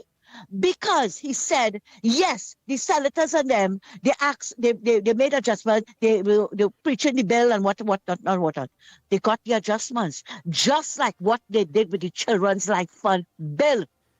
They asked for adjustments. There's a doctor there. She asked for adjustments. All the adjustments were made, and they told them that they were making the adjustment, and yet still they did not support the bill. They did not support it. And yes, they passed that other bill because they know why that other bill. Because they saw how many home invasions, how many people died with home invasions, right? And it was water more than flour. That is why they helped pass that one bill. And we are going to keep account now as to how many they are going to pass or not pass from after today. Because don't come and tell me what it is she said about them. She know their track record. And that is why she said that. She know it. Lennox, you remember when Smart, the independent senator, took a leave of absence and they brought in Junkeray. And Junkeray had to support the PNM on that bill with Daikwan. That is what they do. That is what they do. You hear? So we are going to now keep a close eye on what the independent senators are doing, because yes, they are making, even the visually impaired senator, she asked for adjustments on the bill and she never supported it. And the one who abstained, I find instead of abstaining, sir, you could have at least, right, help pass that bill. Even if one vote from the independent senator, why you abstain? You didn't want them to put you up against a cross? No. Andy, let me tell you something. We are going to listen more attentively now to some of these people, because we cannot have people coming here. That is why I see sometimes, Andy, you have to play the disclaimer. You have to play the disclaimer because don't come and tell me they asked amendment, they got the amendments, and yesterday they did not pass the bill. Thanks a lot, Andy. Take care. We papa. Andy, we have to go for a break. What? Sorry. There's a call on this side. Sorry, I've grown so accustomed. Go ahead, caller. Go ahead, caller. All right. Good morning again. Tabakit here. Yes. You hearing me? Yes. Go ahead, caller. Yes. Yes. Lennox and Andy and Snipes, you hearing me? Yes, loud and clear. Go ahead. Loud and clear. Right. Let me make this contribution. You know, in all what would have happened there, I reached to a place, and I'll tell you all. It is sad what happened in the parliament on Tuesday. I'll tell you why. It comes as the independent senators and the opposition senators vote for crime and to keep crime and lawlessness in this country. Andy, Lennox, and Snipe, let me repeat this. I don't know if people knew what happened Tuesday in the parliament. What would have happened there is as though the independent senators and the opposition is now saying yes to crime, criminality, kidnapping, murder, gang on gang, African youths killing one another in these communities. And I'm saying this morning. The blood of these young African youths killing one another in these communities is on the hands of the independent senator, the opposition senator, and all those this morning who is rejoicing.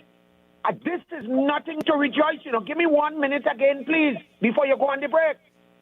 I am saying this morning in Trinidad and Tobago, it's a sad day when we as citizens, the independent bench, and who trying to help to... You're breaking up. Let me cut that one because you can't take our next whole minute again. Oh boy. Well, I read online here, Mr. Controversies answering back to Miss Santa Cruz. He said, Miss Moonsami, name one amendment they put in. All right? Name one amendment they put in. So that's how it goes there. No, I think he was factually correct because Jeremy did say that there wasn't enough time. And the explanation that he gave, I think, is accurate. My difficulty, however, is that having regard to the significance, in my mind, is the super significance of this particular measure, and I don't think that there was an opportunity for constitutional majority with respect, of course, to that measure that they supported the children's bill. I don't think that was the case. So therefore, the government could have passed it without that special majority. So he can't put in that. Now that they are able now to box in the government because they have to rely on them. We see, of course, in a situation where I believe that bill is much more significant, much more.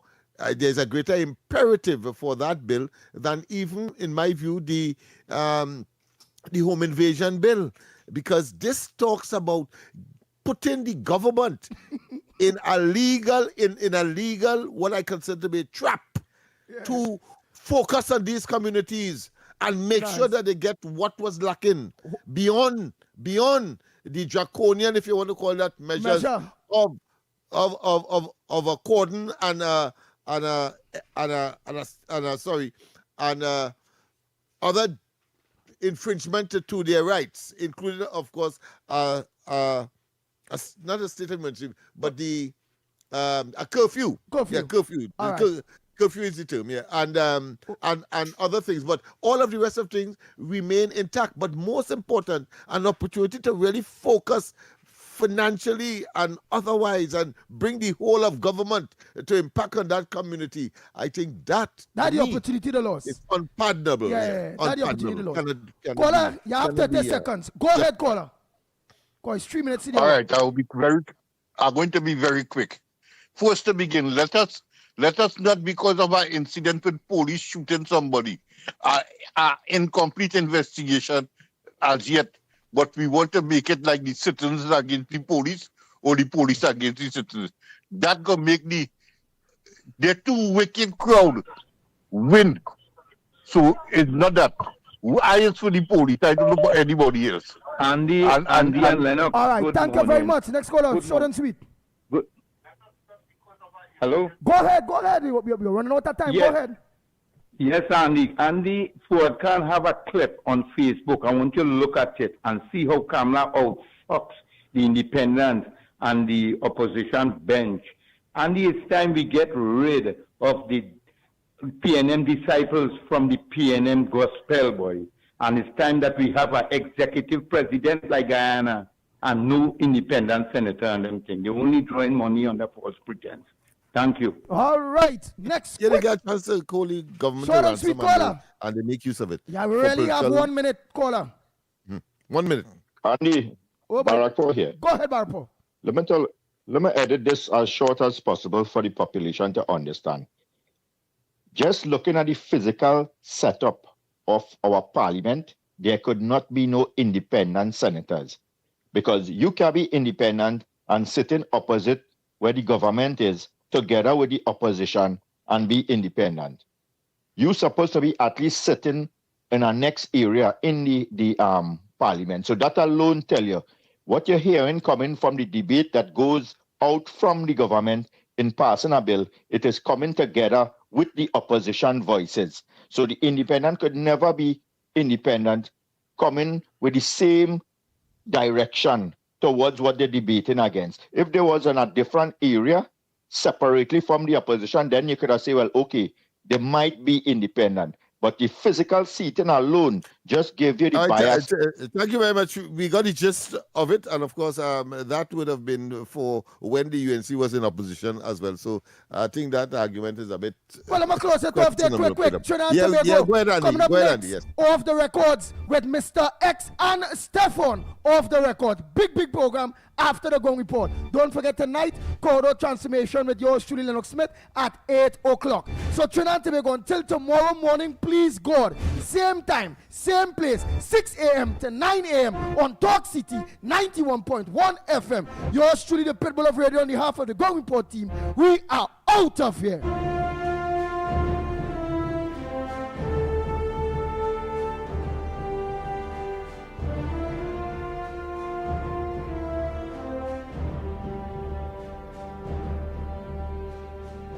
Talk City 91.1 FM. Talk. Cabinet has approved the establishment of the regulatory framework for the registration and management of classic and vintage vehicles in Trinidad and Tobago. Music.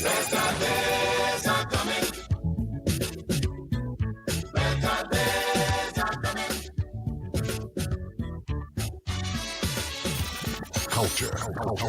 We are now in a state where I can now proudly announce that our gas production will increase by a significant amount given all the various projects that are now expected to come online. Engaging conversations, latest news, our music. This is Talk